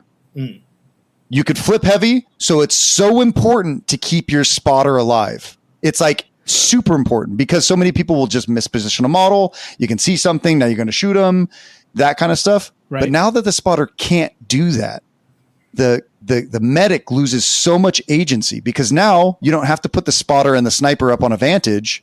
You can just put the sniper on the vantage. And then you can put your spotter near your plasma or near your frag grenade, your gunner with the grenade launcher. In fact, I think the grenade launcher is one of the worst gunners in the game for them. I'll explain why. He just sucks. Next is the comms. The comms is amazing. Most of the time you're giving demo your +1 or your leader. Sometimes you can give it to the Harden if you give your Harden the crack grenade as well. So then your Harden could charge somebody, beat somebody up with his 4 or 5 damage, and then throw a crack grenade and then live. The comms has a lot of possibilities. You could also give it to a plasma, so the plasma could run around and steal someone's point away from them, right? Works. The comms is probably like your knight if this was like a chess game, like your most like versatile piece. Bruiser, never take him. Don't even think about him. He doesn't exist. Don't do it. If you think about it, you're wrong. Don't do it. Trash. Your Hardened Veteran is probably one of the best models on the team because you give him a rosary and they're just so hard to remove. He has a 5-up feel no pain. I can't tell you how many times sometimes you make none. Against Rob, he shot me one time and I failed all. He did 7 damage, failed all 7. Cool. Died. But like other times I was like, to roll 10, I made 7. Sorry. Sorry, not sorry. Sometimes it happens, right? Because dice will be dice. Like sometimes people like to blame their dice, but a lot of times, if you have a bad dice game, you're going to have a good dice game some other time, right? The point is to play kill teams so that dice are no longer a factor, right? The 5-up feel no pain is just insane on a lot of models. Casey, do your models have 5-up feel no pains for anti-Archon? 6-up, and it's less about like it's not to save them, it's more to like throw off the breakpoints so like other people just start getting tilted when they don't have like the guaranteed kill. Right. Yeah, I would be tilted too if Vekar lived. Yeah. The sniper is amazing model as well. You can put them up on a vantage. You can do the fly dash plus the barricade if you take the extra equipment point. But like sometimes the sniper is just as good as the plasma. Like you can put them on engage, you can run up and you might just kill something, It's like, I'm going to run up 7 inches with move, and I'm going to hit on 2s and I'm going to do 9 mortal wounds to your Phobos Marine. And you're like, well, okay, I'll just remove him. Thanks. Like the sniper can do that. So you don't always have to play with a sniper in the sniper nest. He basically has a crazy little gun as well. And then you have the spotter. The spotter can still be used effectively, but typically you're only looking at light terrain. You're looking at barricades. You're looking to pair him with your grenade launcher into like Gellerpox or Horde teams, or you're looking to pair him with plasma into most other teams now instead of the sniper. Sometimes you can still use the sniper. In fact, it's still the one I typically do with him because the sniper can still just flip to engage and go and tap a point. Like every model here is expendable. Every single one. Your leader, everyone, right? If your models aren't dying, you're not playing them right. And then your gunners, I love the melt-a-gun. It's such a good defensive piece and offensive piece. It's a great way to use only in death as well, or a death atonement or whatever it's called. Your plasma gun, your flamer's good. The grenade launcher I hate because it never rolls good. I think I've had it roll good one time, but it's a really good thing that people are going to think about. They're going to think that it has a crack grenade, right? Even if it hits on 4s, they still think it's a crack grenade. So they're going to be scared of it. Or it has a frag grenade. So it's still a useful piece a lot of the times. I think we go to the orders. I love move more than anything else. I'm going to move this up here. Look at that. Oh, that's cool. Hey, There you go. So the ads from Wahapedia don't get on here. Move is a great thing. A lot of times I will take it, especially on Into the Dark. It's the guaranteed way to get through 2 doors while having your demo man. Heaven forbid it. You know the little rooms that have like 2 squares in between each other and there's 2 doors?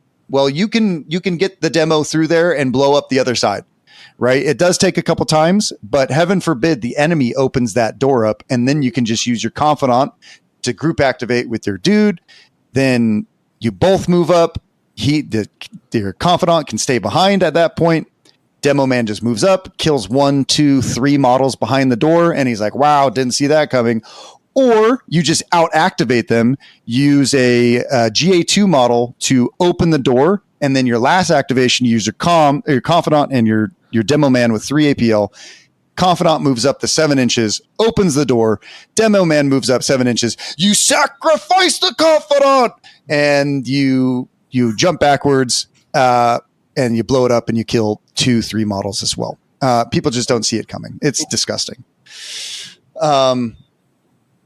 But you can only do that if you have move. You have to have the extra inch. So sometimes I'll use move, and I'll do it again on turning point 2 if I don't get it off. But the cool thing is that some of their attack ploys a little later, you can still get take aim. You can still get other things that I've never done before until this tournament. Hold position, never used it. Nope, never used it. I don't even care what it is. Fixed bayonets, I always call fight. Take aim, I always call shoot. It's easy for me to remember. Shoot is, or take aim is, you get a reroll dice of 1. Your comms usually shouts it out to the rest of your team.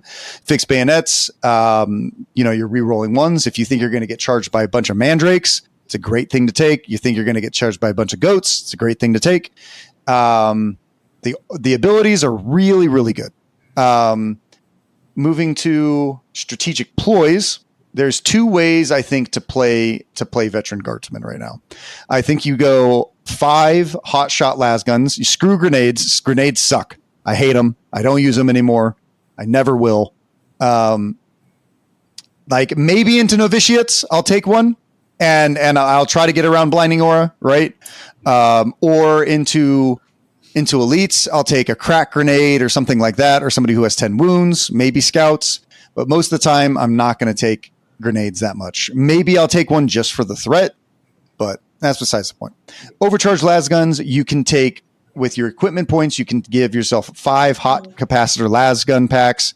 If you stay back, you can shoot a bunch and do a bunch of damage. That's not how I play Veteran Guard, because I play Veteran Guard like a Giga Chad, right? I don't play them like these little Pathfinder homies, right? I come out there, I come to hit people with axes because that's cooler. Take cover, never used it. Don't care. Into the Breach, I use it all the time. The times that I will not use Into the Breach is into Felgor, into some other teams like Mandrakes. They can just charge you turning point 1, right? But I use Clear the Line almost every single turn outside of turning point 1. There was one time I used it turning point 1. I was like, okay, I'm going to do move for all my models. Robert was like, okay, I'm going to do this. I was like, okay. I was like, I'm going to do Into the Breach. I moved everyone up, and he was like, I'm going to do this. I was like, okay. I'm going to pass. And he was like, I'm going to do charge from conceal. I was like, I'm going to do clear the line. And then he's like, I'm going to pass. I'm going to pass. Because I knew that he was looking at something to charge me with. Anytime that any of your models are going to get in close combat, you want to take clear the line. If you don't have to roll a dice, your dice cannot fail you. It's that simple. If you don't have to roll and you're going to get a hit in a dice rolling game, it's broken.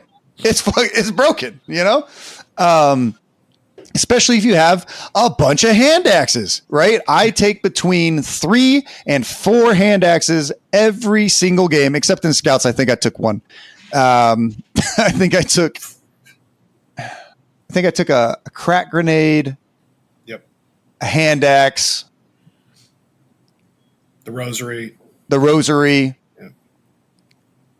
Is that 9? I don't think you want to fight Scouts at all, so that makes sense. Yeah, I mean, shoot them as best you can. Any kind of damage that you can do to though, like, because no matter what, you're going to get charged, right? No matter what, you're always going to get charged against Scouts or something like that. So 2 damage, 3 damage, any kind of chip damage that you can guarantee is great, right? Like you can, if your model's dying, make sure that they can guarantee damage back, right? Because it just helps with breakpoints, right? So I took clear the line this tournament every single round outside of turning point 1.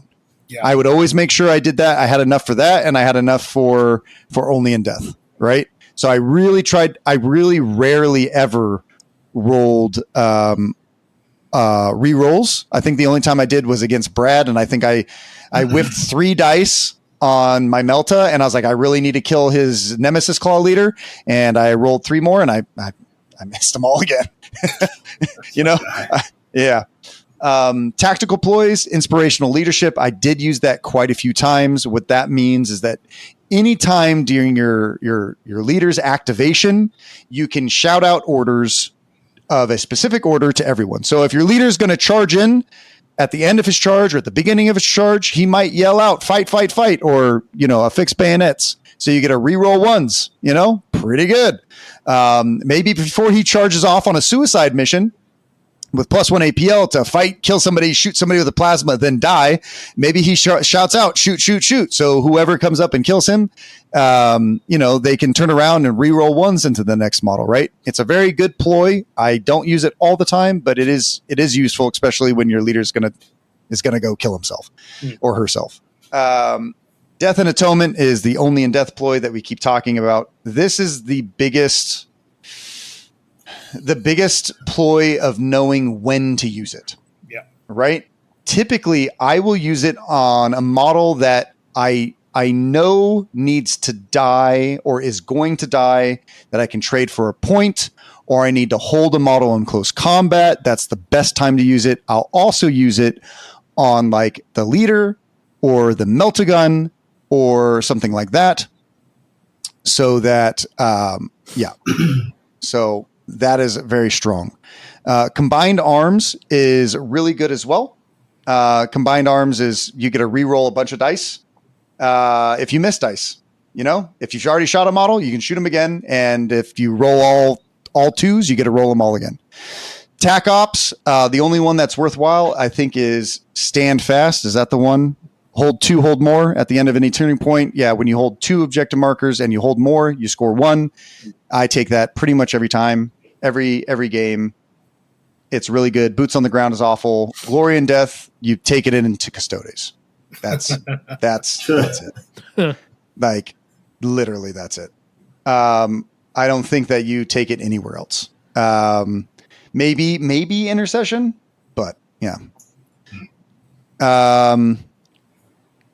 Equipment is really not that interesting. You're either going to play a really shooty horde and you're going to take a bunch of hot capacitors, las packs. Always take the rosary on either the leader or the hardened veteran, and I always take it on the hardened veteran. The leader's a great opportunity as well. That's how True tied me and beat me at Nova last year. Sometimes you need that extra dice not to go through. It's a great choice there, but I prefer the hardened veteran because it just makes the hardened veteran so much more of a threat, because you know that 2 models are probably, at least 2 are going to have to come up and attack it to kill it, right? Hand axes, like I said, is ridiculous. 3 attacks, hitting on 4s, 3/5 damage. With Clear the Line, you're auto hitting for 3 damage. Auto. Heaven forbid you roll a crit. Now you hit for 5. And if they can't kill you in 2 hits, you're doing 8. Right? Or you're doing 6. It is ridiculous. And if they can't kill you in 2 hits, you're doing 9. Right? Or you're doing 11. You know, it's insane. Or heaven forbid you rolled 2 crits. You know, it's a great thing. It's a great tool to use, especially if you play a guard team where you're trying to be more aggressive. Typically, I'll put 2 hand axes on 2 of my ancillary support, which are, I throw up 2 models strategically to take points. And I try to keep everyone else back. I'll use my other 2 operatives as backups so they can either go up next turning point and threaten again or charge if my other models get charged. Sometimes I'll put them both on one side. My other hand axes, I'll typically put on the spotter. I'll put on a comms. I've been thinking about putting it on the demo. I'm not going to lie. The demo's been crazy lately. Because after he blows his load, you know, he can still then go and kill somebody, you know? Yeah. And he's so forward positioned at that point. Like, people want to come at him. I think that's a good one. Plus in Death Atonement too, that hand axe on the demo, like, oh my God.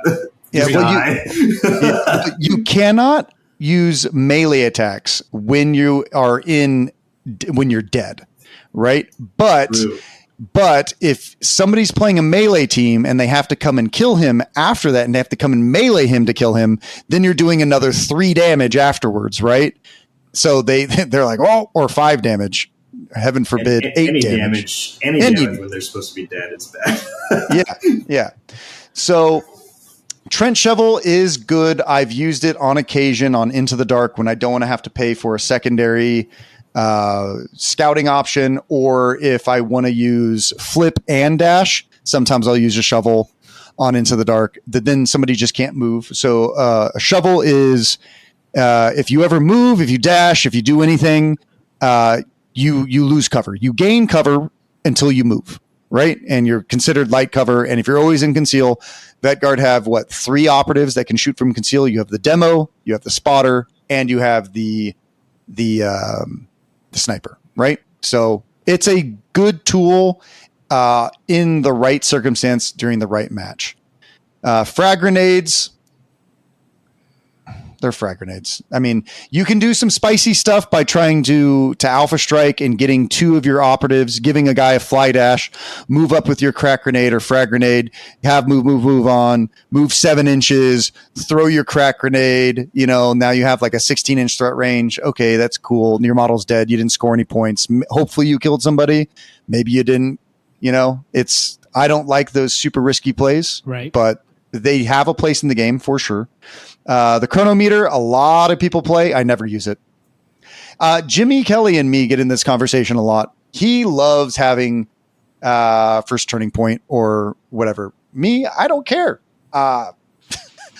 If I lose initiative, it is what it is. I have enough bodies. It doesn't matter. I don't need first turning point. And if you need first turning point, you're already on the back foot and you need to reassess your strategy. If you are depending on your first turning point to do something, or if going first, you're already probably playing too risky with Veteran Guard, right? Veteran Guard nowadays, going back to Medic, another reason why you don't take the Medic is because you need more offensive power. They need that offensive power after they've lost so much. So that's another reason. Topographical charts, I do take. This allows you to take 2 different scouting options, which is really nice. Sometimes you're going to want to get your sniper up in a nest so you can fly dash them up there, put a barricade in front of them. Sometimes you're going to want to take a flip and you're going to want to take a barricade in the back. Sometimes you're going to want to do a fly dash over this heavy wall so that your model one of your GA2 models can move up and steal a point from your opponent by moving 7 inches. So they moved 10 inches and they can steal a front point because you went first. You know, it's cool stuff. So, Yeah, there's a lot of really cool tips and tricks to go with Vetguard. Like, what I always try to do is I always try to go 4-1 on turning point 1.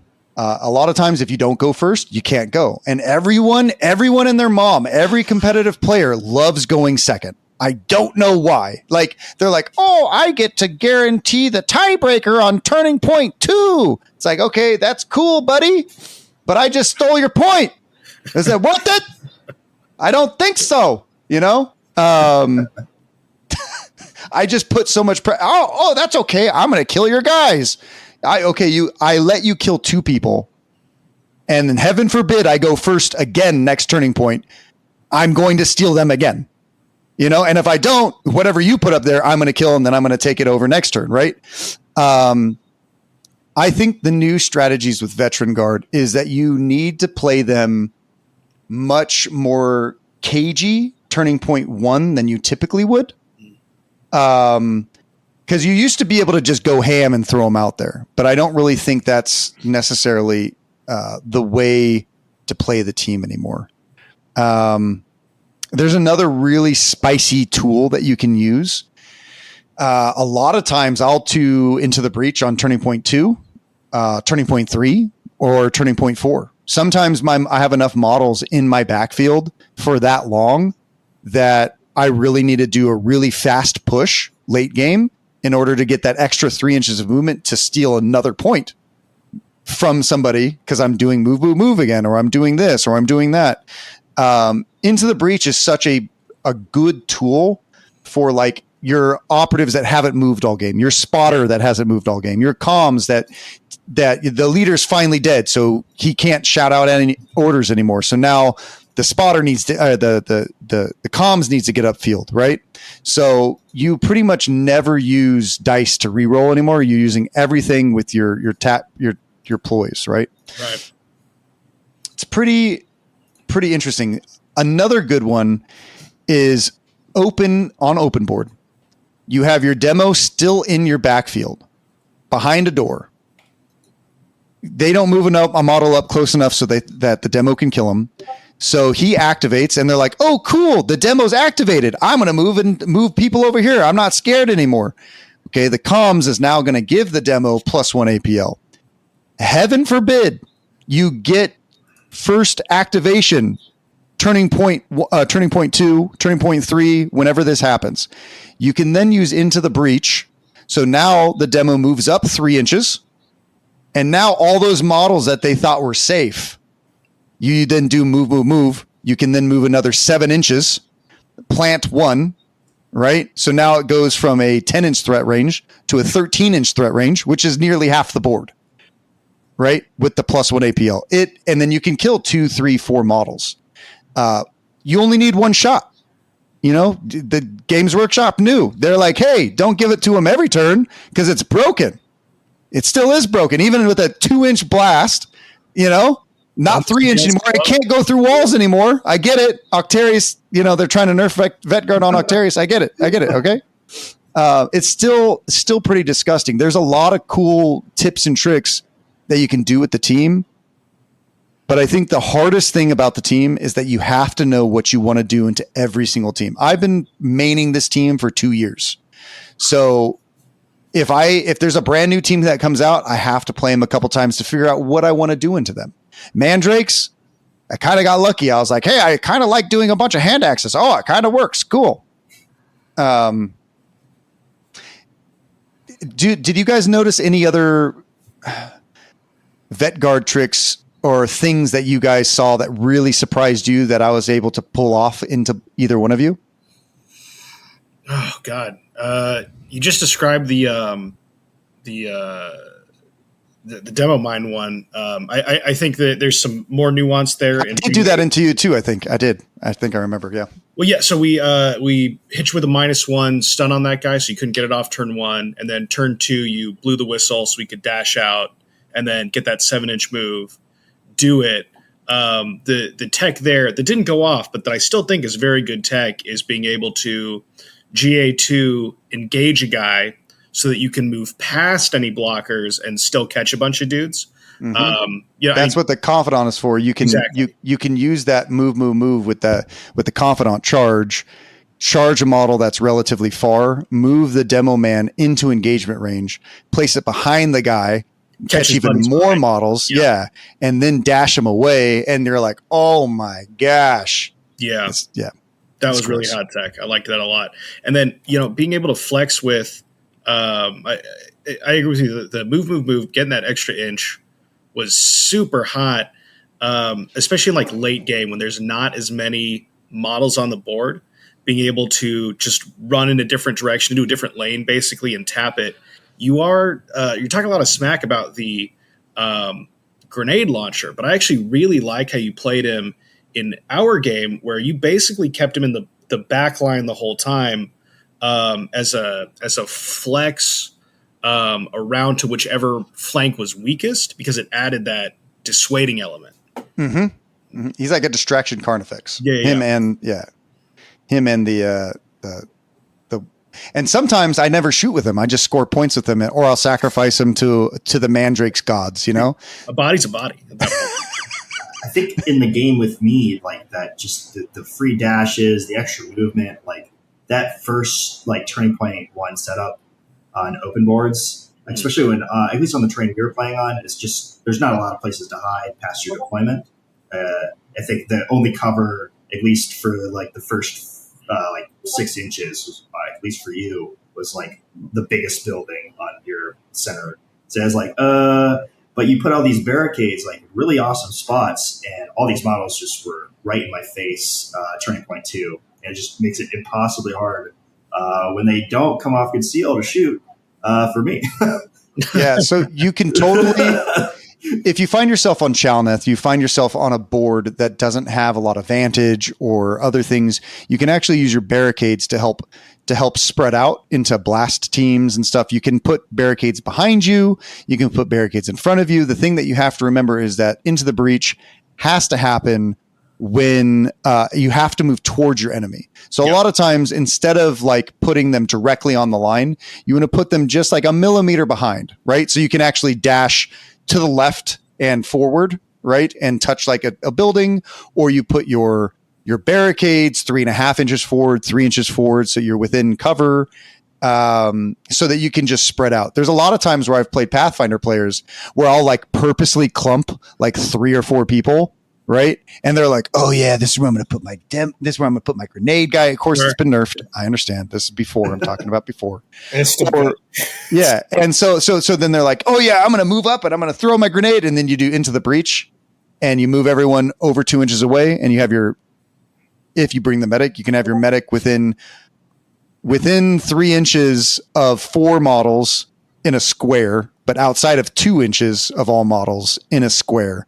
And then they're like, oh, so I'm going to kill somebody, and then you're just going to bring them back to life. Yeah, that's the only time I bring the medic is in the Pathfinders, because everyone loves Pathfinders, and I will not talk anything bad about the blue folks of Tau. Never. And I think in our game, you didn't even bother to even put the models that you were going to. I mean, it was telegraphed, and it made sense. But you just don't even bother putting those models behind cover. You just dash them right to the barrier. So I'll put them right in the open, hoping that you're like, oh, I can get a shot. I'm going to put this guy over here. And then I'll be like, oh, now I'm going to dash. And they're like, oh, now I can't shoot them. And even the threat with the I think the models that I tried to, in my game, I tried to do a turning point 1, the super penitent throw with the frag, and the juiciest target before you had moved them was your demo and 2 guardsmen, and one of them had the crack. And I was like, awesome, I'm going to get this off. The GA, though, like, just it totally turns off that potential. Being able to, like, I have 3 juicy models, and I'm kind of setting up for it, and then it turns into, okay, it's not so juicy anymore because you just group activated. So awesome. So it's kind of like a deterrent for other people when they see it. Actually, I think it's a bait for other people when they see it, because they're like, oh, I'm going to throw or do something where I'm going to catch multiple models. But I think with Vetguard, like, they're not, if they're playing at your level, like, they're not going to let that happen. I don't think I got one blast off except that one. the main thing to remember about Veteran Guard as well is that they can only take security. And security is a really interesting puzzle because seek and destroy is very reactionary. You can just say like, hey, this model's on a point. He looks easy. I'm going to kill him. Hey, I killed this guy. There's no one around me. That's my Robinson Ransack model. Oh, hey, your models are over in your deployment zone. Cool. I kill him. It's almost a little bit like Recon where you have to do a little bit of pre-game thought. Like, okay, there's a bunch of advantages I can take. I'm going to put my thing here, but still Recon's way easier. Infiltration is also easier than security. Security is the hardest tack up in the game because you have to pre-think where your models are going to go and where your models are going to be at the end of the game. Like you have 4 activations to get your models clear out a side and get your models to a siege defenses or to central control or to secure center line. You never take central control or secure center line into melee teams. Scouts, probably not as well. I kind of learned that one too. Because that is indicating where you are going to be placing your models. You're not going to put them you're not going to take that into mandrakes typically, though secure central control is still probably one of the best, right? Because it's there's not a lot of good choices. Eliminate guards or what is that one? Protect assets. Protect assets. Yeah, that's the one where you kill 2 people on a point. Yeah, if you have over 11 operatives, you take that one because that's a little bit more reactionary. You can kill models on objectives, but still your opponents can. I played Kellen with his scouts. I did that one, and he would just like tap a point and move a model off, and I was like, okay, well, I'm never going to score this. I never did. So teams can still play around that. They can still do that kind of stuff. So you have to make people play your game. You have to come in with a strategy, and you have to make every team do what you want them to do by board control. You have to be like, that's why sometimes my setups will take 15 minutes into like Nemesis Claw. My gosh, I was trying to figure out where to put the models, how to do this, how to do that, because it can be really difficult, right? And so essentially, the key to VetGuard, the absolute key to VetGuard, outside of watching this video, taking these little tips and tricks and applying them, you have to practice. You have to, right? Like this team requires so much practice to be good. Like you have to play more and more and more and more games because you have to know what you want to do into each team, how you're going to force them to play your game so that you can score your secondaries. And that is difficult, right? It is extremely difficult. That's my take. I think you always, like, as far as like new people playing this game, even VetGuard, people trying to learn it, you have to know how to set up. Turning point 1 is where you lose the game. It is the first place you lose the game. If you put somebody out in the open, you don't have a plan. That's where it starts. Absolutely. Yeah, I think there's some interesting other takeaways for Veteran Guard, but in general, like their strengths are in their ploys, they're in their models and how you use them. We'll probably come out with a video showing like specific setups for the team on certain things and like what you want to do. And if you guys have like a Veteran Guard player that is killing your local meta, like then you'll know how to beat them, just as much by learning what they want to do and countering them. Right. So I'm actually scared of Hand of the Archon because they have kind of like the reverse thing, them and Wormblade. Hand of the Archon, that your main team is like, once you start killing models, it's just easier and easier and easier for you to kill models. I have a lot of models that die and I like my models to die. Right. So that's relatively good. Novitiates are always a terrible matchup for VetGuard because you just man. No, I had some tech. Okay. I can tell. I felt like it was good work. So novitiates were actually the thing that made me come up with hand axe spam. Right. Because like I would always play novitiates and I'd just lose because I would always be trying to shoot. I'd try to be doing this and that. And they're just like, oh, you did a crit. I'm going to turn this save into a crit save. Oh, you can't shoot this guy. Oh, you're going to do this. Like it made me angry. So what I started doing was I was like, how can I be more aggressive? And what is Novitiate's biggest weakness? And it's melee. I can make decent melee. I can make pretty good melee. Actually, I have better melee than Brood Brothers. So like maybe not the Patriarch, but that's besides the point. That's what we have Plasma and Melta for. Yeah. When I look at a vet guard, like a really good vet guard player playing into novitiates, I just am so concerned with melee. Because it's Death Atonement sucks for us, right? Because we want to kill the model and just get them off of whatever we're trying to get to, and typically that's done by shooting. And when they're still alive after that, that's horrible. And even worse is like, okay, I don't want to get in charge range. It just doesn't play out well. Your team doesn't actually, like when Vet Guard goes into a matchup like that, like a 7-wound model team that doesn't have a melee setup exactly, or like, for example, like militants or 3/4s, I just feel like it doesn't matter in a combat really, because you got the GA2, so even if I clean up one, I still have to deal with another, and unless I'm getting a double charge off, it doesn't happen. And with 14 models, like, okay, you want me to kill them, and then boom, I just lost one of my very important 9 or 10 models. So right. Awesome. It's interesting. The very first time I almost like, so when I would like, I don't think TOs should really play in their own tournaments. So if I ever have to like go in to stop somebody from like having a buy round or something like that, I usually just like, I'm not going to shoot anything. I'm just going to run at you and I'm going to fight you with 14 guys. Have fun killing everyone. I was like, actually, some of these are actually kind of good. This is actually not the worst. No.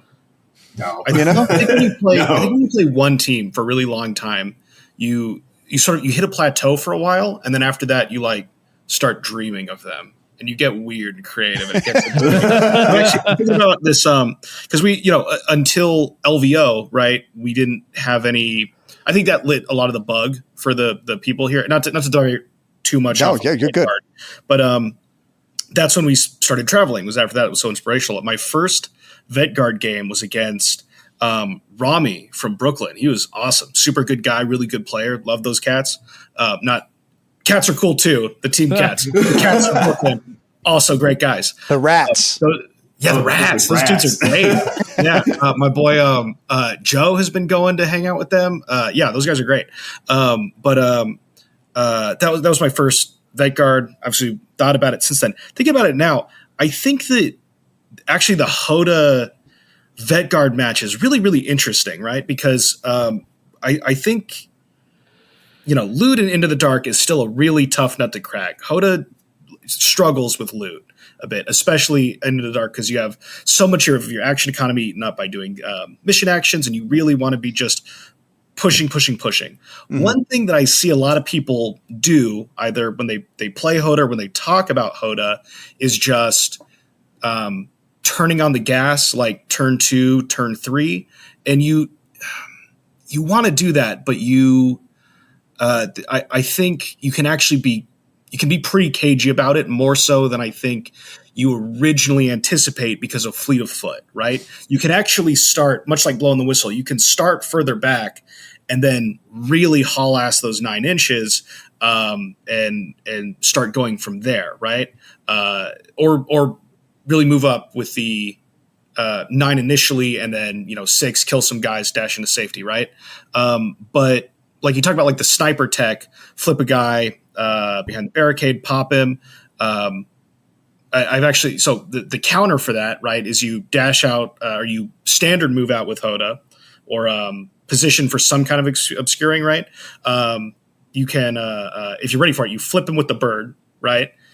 Kill the spotter, kill the sniper, dash back into safety, right? Mm-hmm. So we've got those initial long range exchanges, but then after that, like for example, right? I think a big Vet Guard tech is the GA2 activation, rock up, flip the point before they can get to it.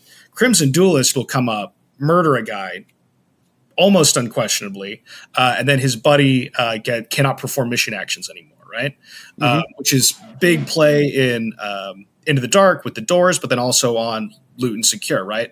I think it's a not ineffective way of shutting down Vet Guard, or that Vet Guard tactic starting turn 2 or 3, especially if you hang back a little bit, right? So that, like you were saying earlier, right? Don't play expecting you're going to get initiative, right? Mm-hmm. So if you roll in, position yourself where, hopefully the Melta can't come up, get within 2 of you, because our Feel No Pain doesn't work in Immortals. With 9 models, it is fairly easy to space out so you don't get blasted by the mine, so you only lose 1 guy, right?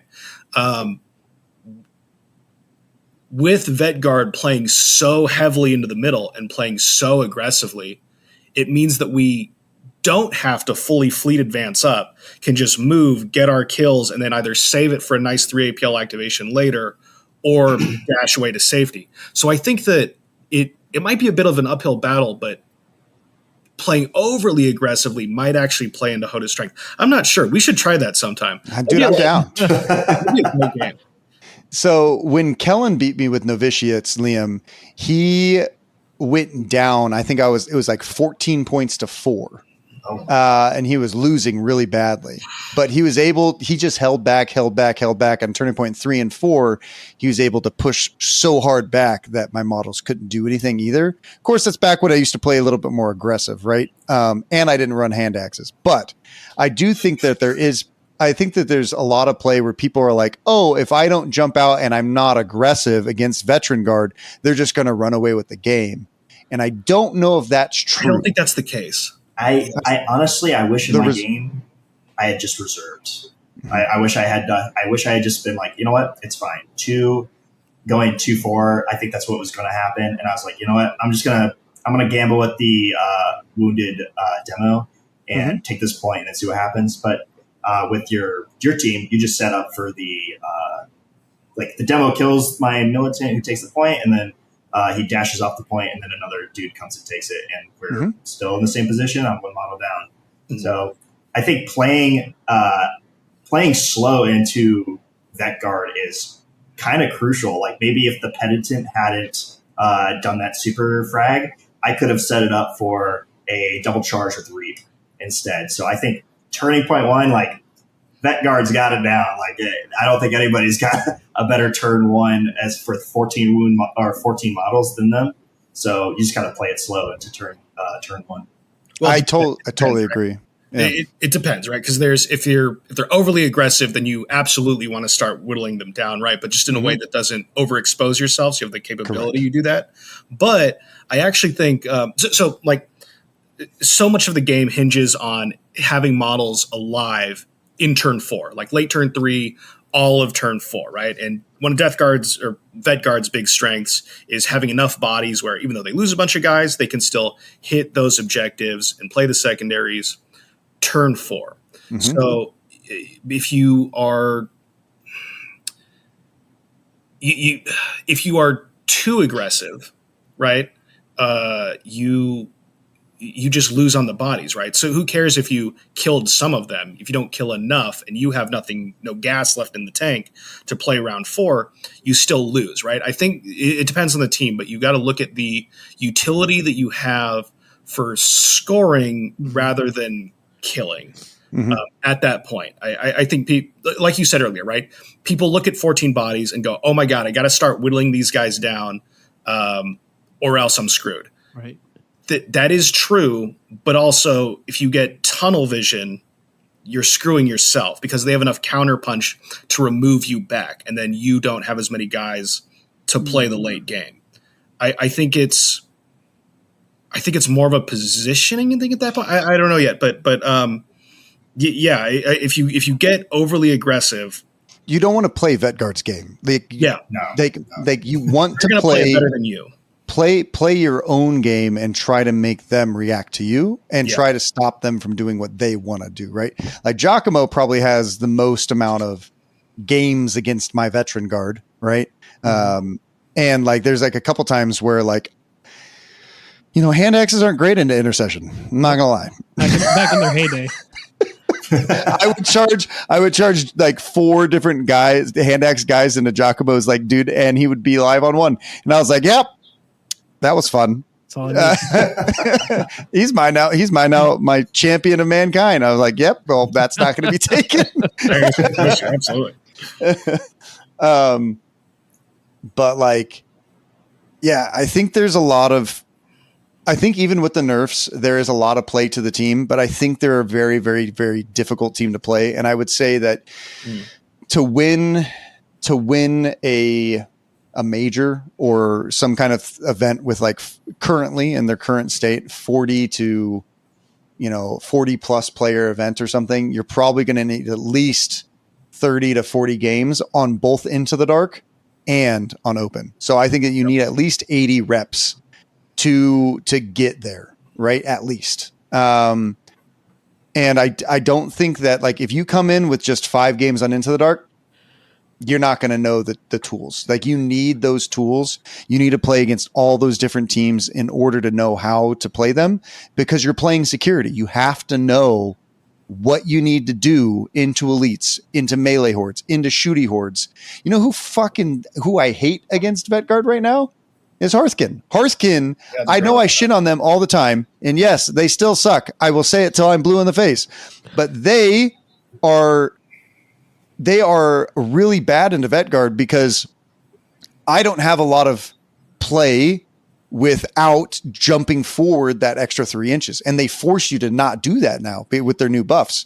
So like I have to practice into that team, and maybe Vetguard are good into that team, but I'm not because I don't have to practice into that team. Right. So, I think Vetguard can still beat probably most any teams as long as you have practice into the teams, It honestly, if Vetguard had access to recon, they would be insane. Oh, like, yeah. It would just it would be so hard. 65% win rate, easy. Yeah. And the fact that security is scored at pretty much the end of the game almost every time. I don't think there's like anything that don't score at the end. Actually, thinking about it. Oh no, you could score. You could score at secure Central Patrol, right? Center Line, yeah. Yep, but those ones are super hard to pull off and easy to counterroll, and like they'll see you setting it up like the moment you start putting models on the line. So Vetguard scoring at the end. If they didn't have to score at the end with the recon, they would be insane. It would be impossibly hard to beat them. Yeah, they are currently the second to worst team in scoring secondaries. Yeah, so like score wise, their capabilities. The what? I don't think that's reflective of their capabilities. I think they're like Pathfinders, right? I think they're a team with a really high skill floor. It's going to take some practice. Yeah. I've seen people go to events and just like decimate themselves just because they don't know when to set up, who to pair next to each other, who to put next to each other, where to move the bottles, when to play each one. Because that's the thing is like when you're playing this team, you have to know when do I activate my comms, which models do I activate first, which model do I move here, and the only way you're going to learn that outside of listening to the Squad Games podcast is practice. Is learning when to do these things. And to be honest, sometimes you're not going to be able to figure out. Sometimes you're going to have to go on to Reddit. Sometimes you're going to have to go to one of our older episodes or hopefully look up one of our new, little guides that we're trying to create a new series. And as to how to do those things. Right. So I think it's pretty important to practice with this team, and I just can't say it enough. And if you're a new player learning Vetguard, the team with the 14 models, if you did it in my game and you did it perfectly, the control is in activations with that team. I'm a Novitiate's a 10 model team. I think you opted to make me go first. I think. No, I think you gave me first activation. I made you go first. I love it. And it. I was like looking back on it, I was like, okay, maybe not. I think I was trying to cut down the activations is what I was trying to do. But with that team, activation control is like a superpower. It is so hard for teams that have less models when you're just like giving them bad options the whole time, and then, oh, cool, I get a bunch of these activations that you can't do anything about, and I'm just going to avoid Overwatch. Easy.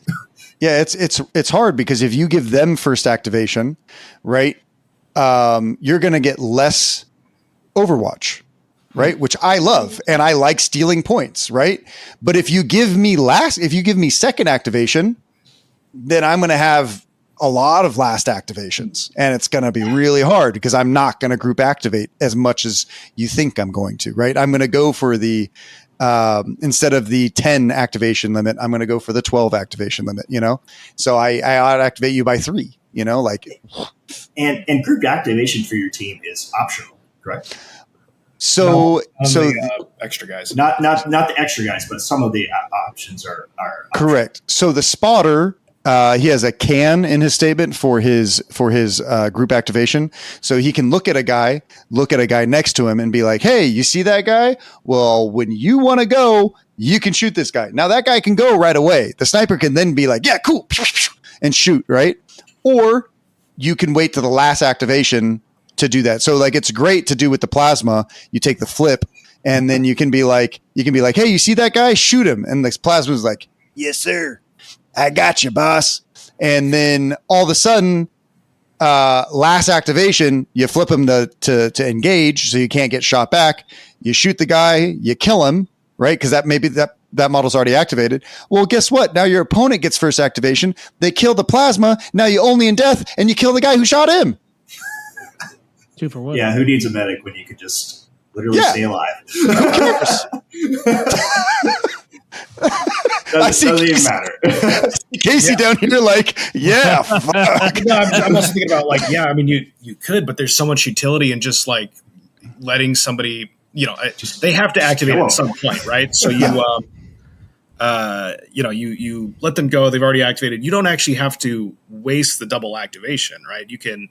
At that point, they're not going anywhere. Like literally, they're not going anywhere unless they're like mandrakes or something.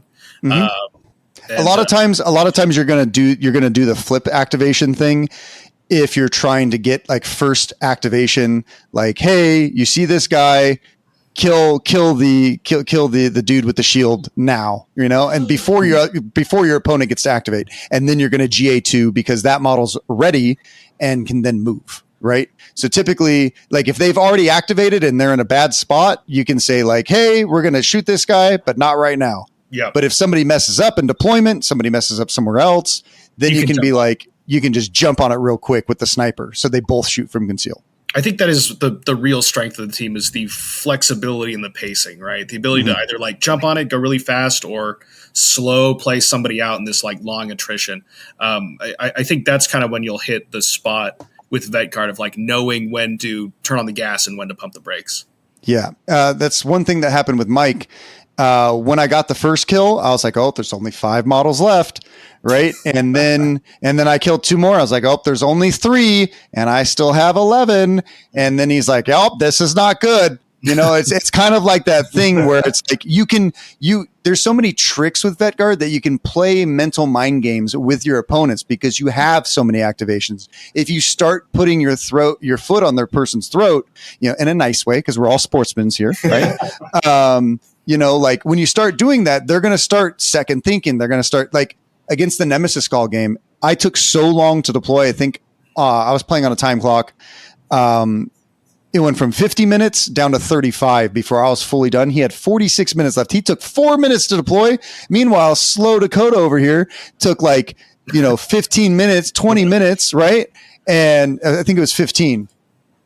But by the end of the game, he ran out of time. I had 6 minutes left because in that deployment phase, I was thinking, this is what I'm going to do, exactly when I'm going to do it. And half the time he was like, I've already activated all 6. I was like, okay, I have 7 activations. Done. Tap the clock, right? Like you have to know what you're going to do, when you're going to do it, and then just go, right? So plan before, make them play your game, and Vet Guard are still very, very strong. I was wrong.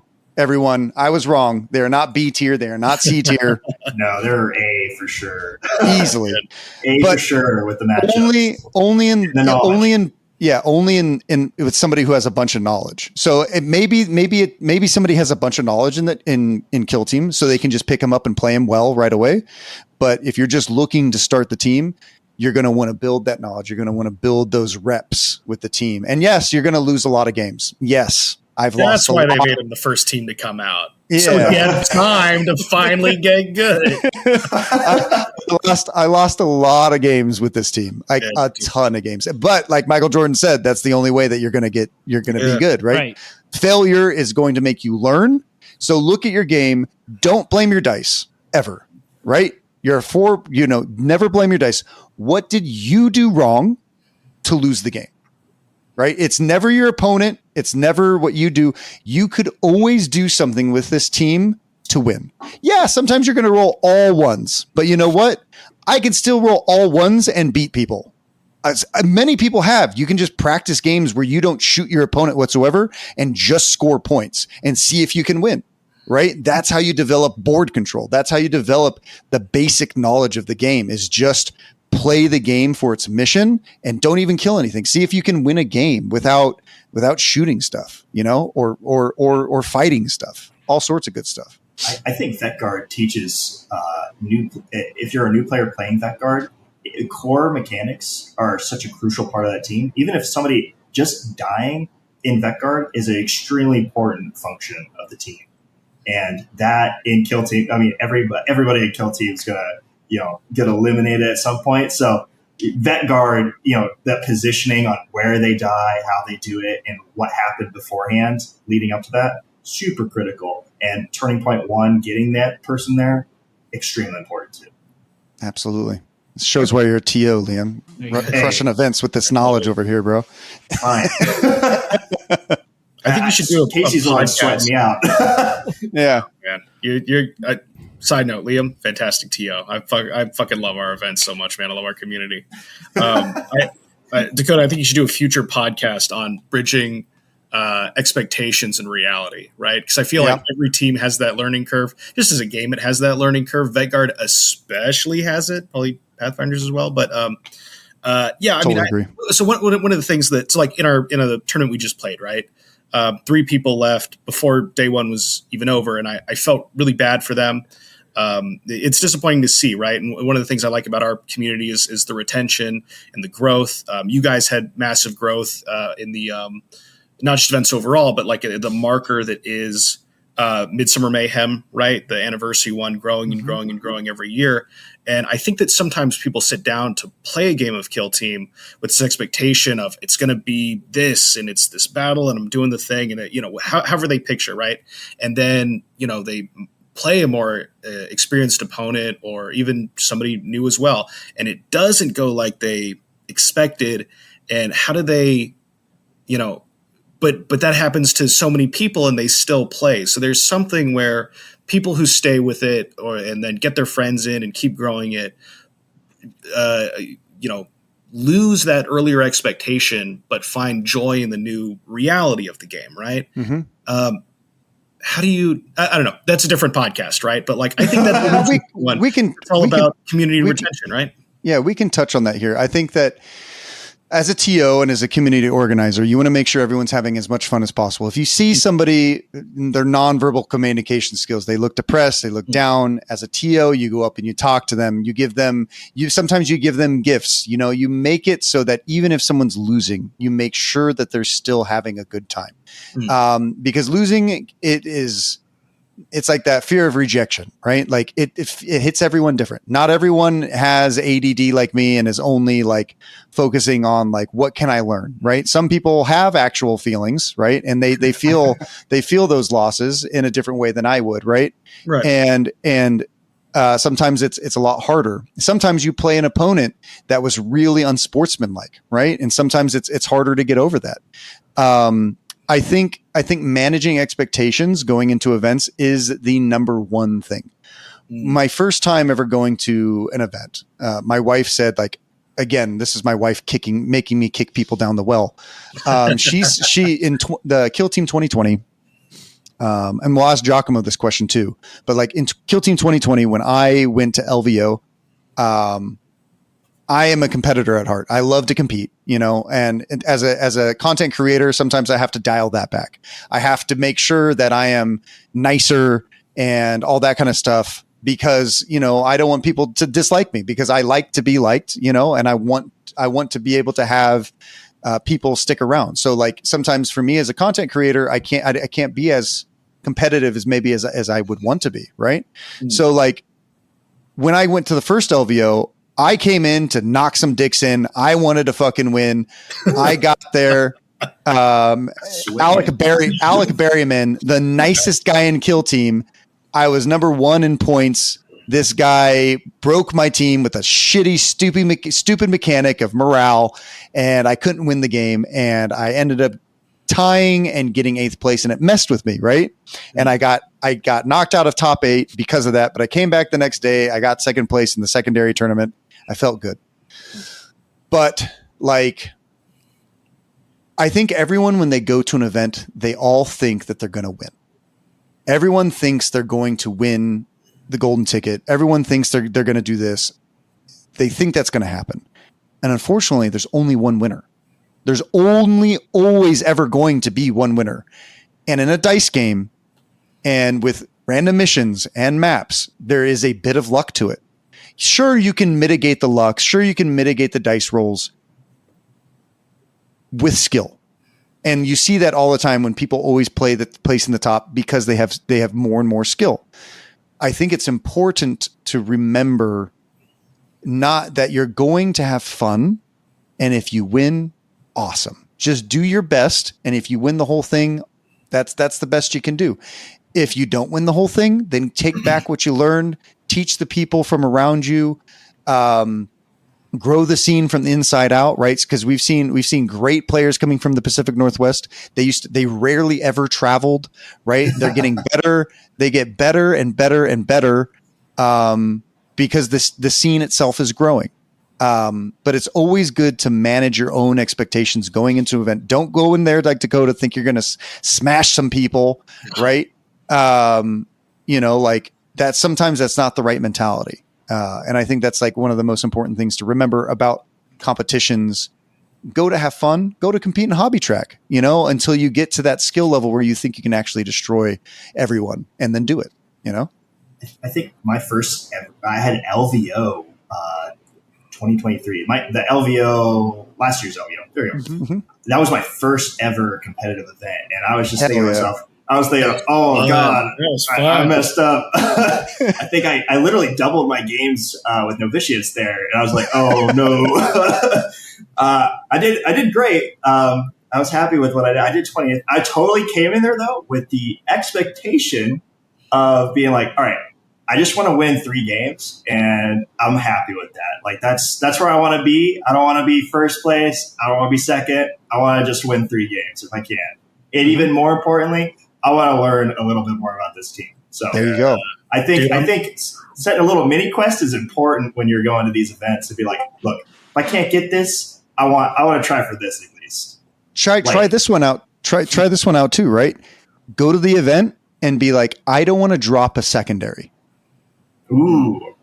Go to the event and think like, I want to have at least 3 primaries every single round. Set these little goals, and those little goals will build up and get better and better and make you stronger and stronger as a Kill Team player, because then they'll just start coming in naturally, right? I think that's important, especially for new people. If you're like, oh, man, I'm just getting toasted right now. Just, come in there with the reasonable thing, like small mini game for yourself just to keep up the morale. Well, and I've seen both of you guys incentivize that from the a lot of it is from the player side, but you can incentivize it from the TO side as well, right? Like an idea we got from going to Midsummer Mayhem was having not just top 3 and best painted, but then these sub awards that kind of act as like sub objectives. So it's like, okay, you know what? I'm not going to crack top table. I'm not going to get the podium, but I could maybe be best in my super faction. And if I don't get that, well, shoot, right? I could maybe get best in faction, or like in our last event, we ran a side game on top of the main tournament where we were doing like a bounty board. You could like put bounties on like specific people, specific models, and like, you collect them to the first person to eliminate them, right? And we had like little like purity seals that you would like write your bounty on and like affix it to the the guy and stuff, right? So we gave out trophies for like bounty hunter and most wanted for whoever had like the most total bounties on their guys, right? And so like you guys had super faction, and those act as like what you just said should create for yourself these like little sub objectives, right? Where even if you don't get one of those, they're still more attainable, right? It's that thing of like growing in incremental steps, right? And that's easier rather than like doing the big reach. And so, it's just, I don't know, it's fun. Like for me, it's fun to be like, well, I almost had it. You know what I mean?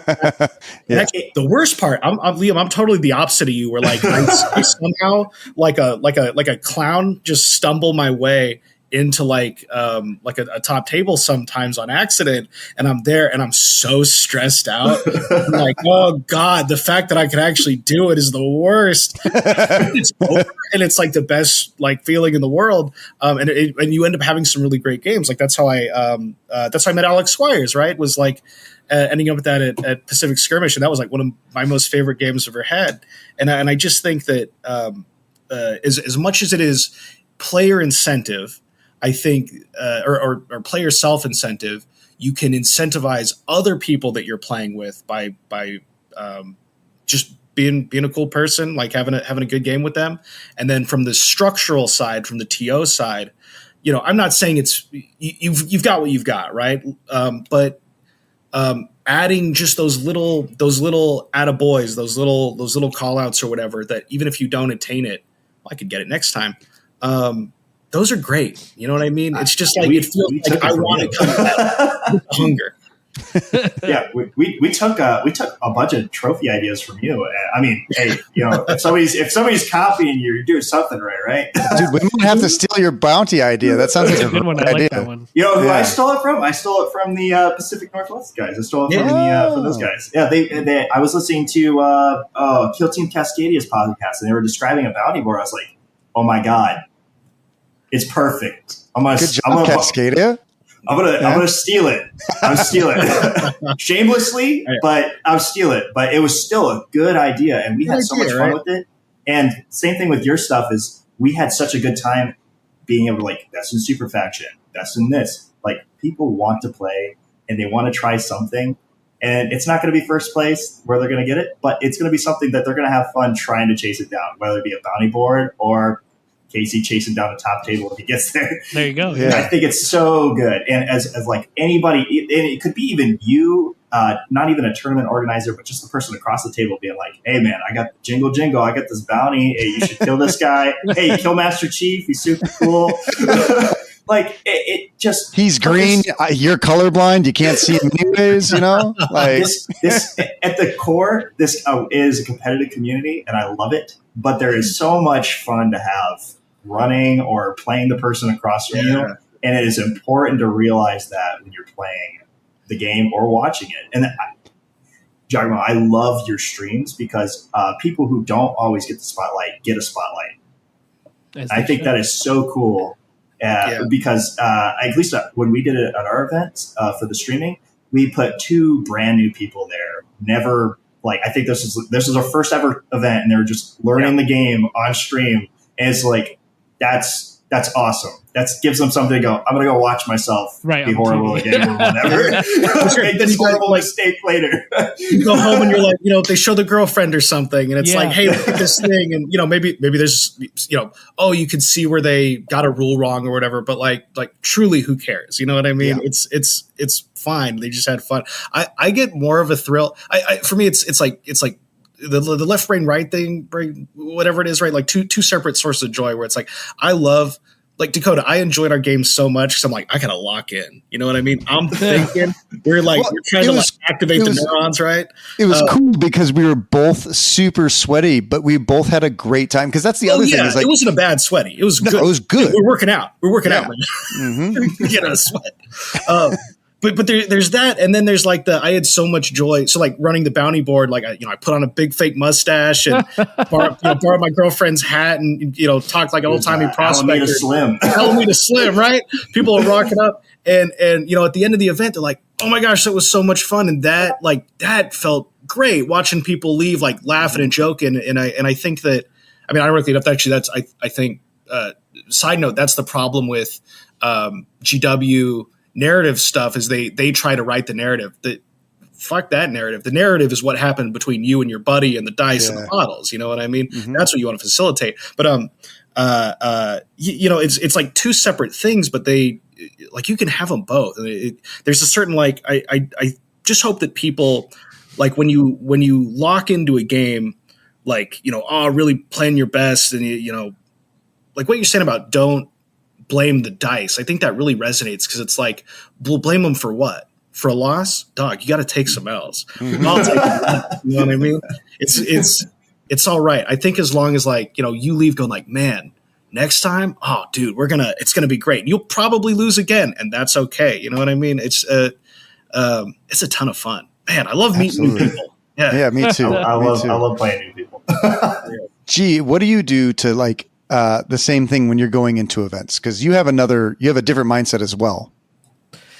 Ooh, well, I definitely never go in thinking I'm going to win anything, regardless what painting we're playing. Because at the end of the day, you want to have fun, right? I used to play in a lot more card game tournaments, and you always have the thought like I'm going to win, kind of like how you'd have when you first start playing competitive things in general.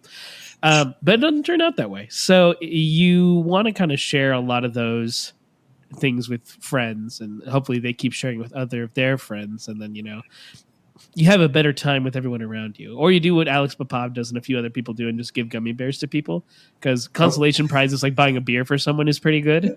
Hey, no hard feelings, I totally kicked your ass, but here's a beer.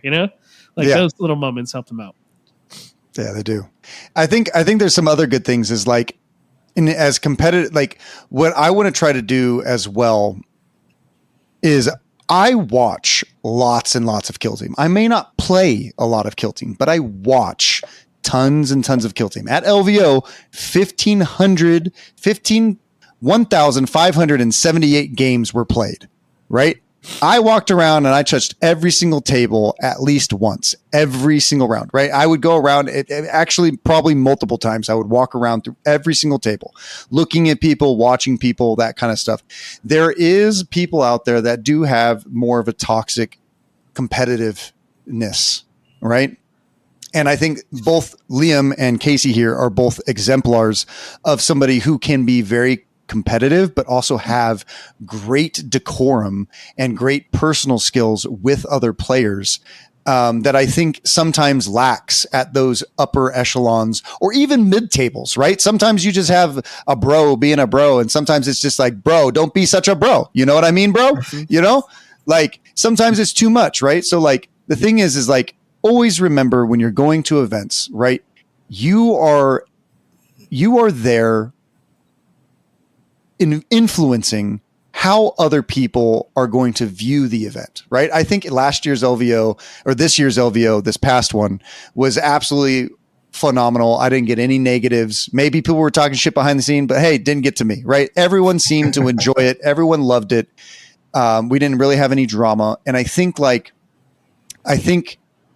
unlike the year before, there was definitely some drama. But I think there was always... Everyone was so fucking nice, right? And I like to see that Kill Team is going into a better and better direction. Sure, there's a couple ding-dongs there doing ding-dong things, and you have to babysit those tables or tell the TOs hey, make sure this guy isn't too much of a ding-dong, right?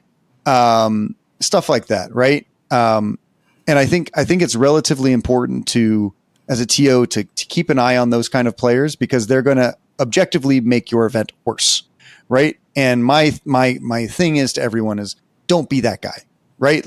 If you're going to win nicely, right?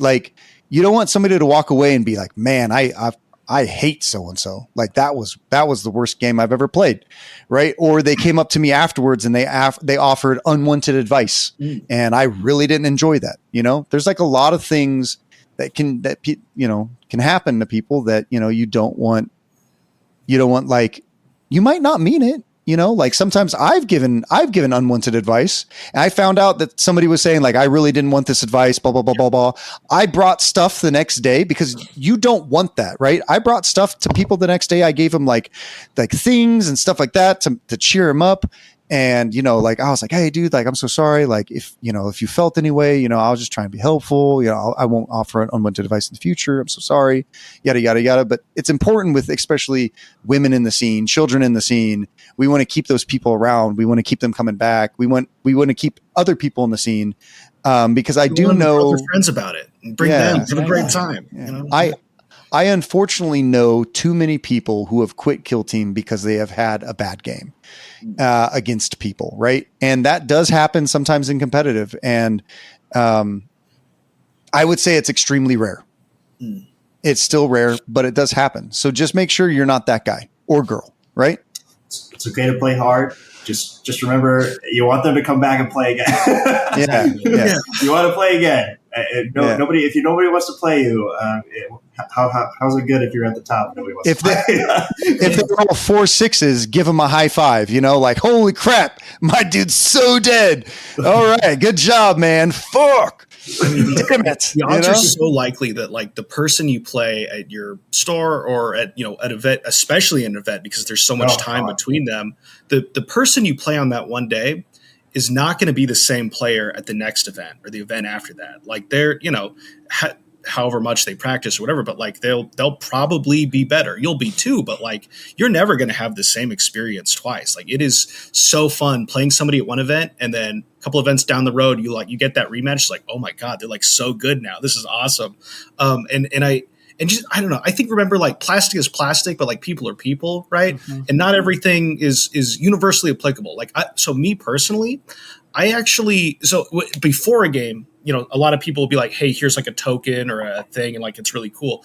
I actually don't like getting it after the game, especially after like a really hard loss. Cause it just feels like a little bit like a pity thing or like you know what I mean? And that's not in every case, but like it happened once and I was like, I don't want this, and that's all right. And the person offering it had no ill intention and we're good. That's all cool. I just think like, sometimes give a little space. You know what I mean? Give a little Absolutely. Space. Be excited to see them next time. And it's yeah, I mean, I think that people who have a lot of staying power, which sounds like a negative that you need that, but like people who have a lot of staying power in any hobby is, I think, because of a certain curiosity. You know what I mean? If you already know, I think the people who I see get the most frustrated are the ones who think they already know how it's going to go. And they don't like when that's upset. But I think that's great. I think it's awesome when you get surprised, even in a way that's negative, because it's like, well, shit, I guess I got some stuff to learn. Yeah. It's great. It's great. Let's keep doing it. Let's play some Kill Team. Absolutely. More Kill Team. Can't wait for it. Yeah. So I think we're going to end the pod here, the video here, everyone. We're going to have to get you both back on here soon because I very much enjoyed our conversations. Maybe talk about some more stuff. But is there anything out you guys want to shout out other than Chiller's channel, YouTube channel? I'm going to shout it out. I'm going to sub, It's on the I put the first video I've ever done, which was our last event, the 22-person beginner friendly tournament, which is a huge success with the bounty board and everything. Shouldn't every tournament be beginner friendly? That's what I'm positive. This one was for the beginners. It is for them. There's nobody else out there. We had our experienced people playing like Compendium and stuff, just rolling up, having a good time and teaching some people how to roll some dice. So that's important. That's on the squad games thing. We're also going to be doing a event in October, hopefully, for it's not narrative, but it has a narrative. That's important to say. Okay. Well, it will be fun. Hopefully that's not all the events. Yeah, they will be fun. It will be fun. That one. I do want to shout out. Dude, they're so far in the future, but we have because will have been almost a year now. So we have like annual events.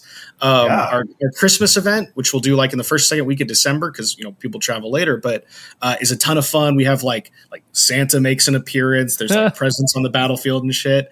And then the one we do not like immediately. There's a little bit of a break, but like our February tournament after LVO is a doubles tournament where you and your teammate each bring like half of a list, right? And that's the one Jimmy Kelly went to, right? Yeah, they were. That's where we met Elijah, Jimmy, and Joshua. Those guys are great. It's a really casual one. It's like you get to do a bunch of weird combinations that it's like, well, what if I could pair this with that? And it's a ton of fun. And the thing is, like, Vegas is kind of a travel for some people, but it's Vegas. So you come and you play some kill team, and then after that, whatever you like. What happens in Vegas stays in Vegas, except for the wins. Hey, hey, baby. I think that's our shout outs, isn't it? Yeah, that's a good one. Yeah, the 90s rap video style, right? All the boys, we got we got Kyle out there, we got Steven, we got Mike, we got all these people. They're great. How about you, G? You got some stuff? Of course I do. You can find Squad Games on Instagram at the Squad Games Entertainment. You can find me on Instagram. I'm going to be there as wargaming_studios. And if you're watching this on YouTube, you can join the conversation in the comments or go to our Discord server, which is going to be links in the description. And tell us what you think about the video, what do you think about the episode, or just Kill Team in general over there. And of course, feel free to share this with somebody who you think will benefit from it, because it's always nice to keep sharing things to people. That's always nice to be shareable. How about you, Dakotah? What do you got?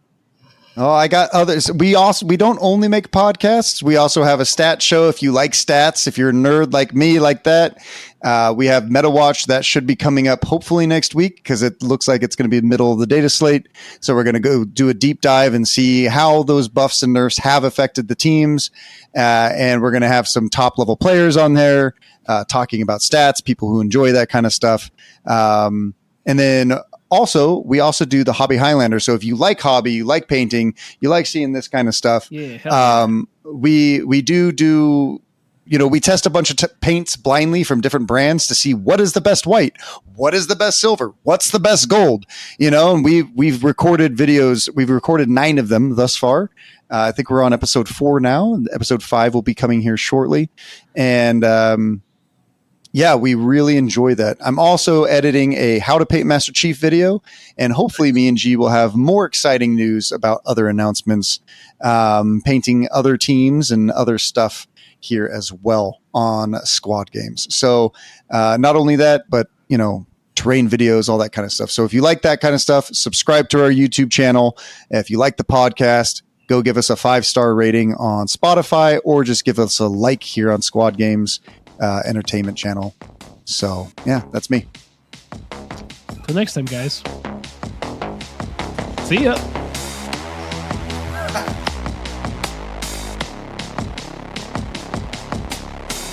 Malwarebytes popped up right at the end. Dang it, stop recording. The Squad Games podcast is a production of Squad Games Entertainment. For more information on Squad Games, please visit our website at lestersworkshop.com/squad-games.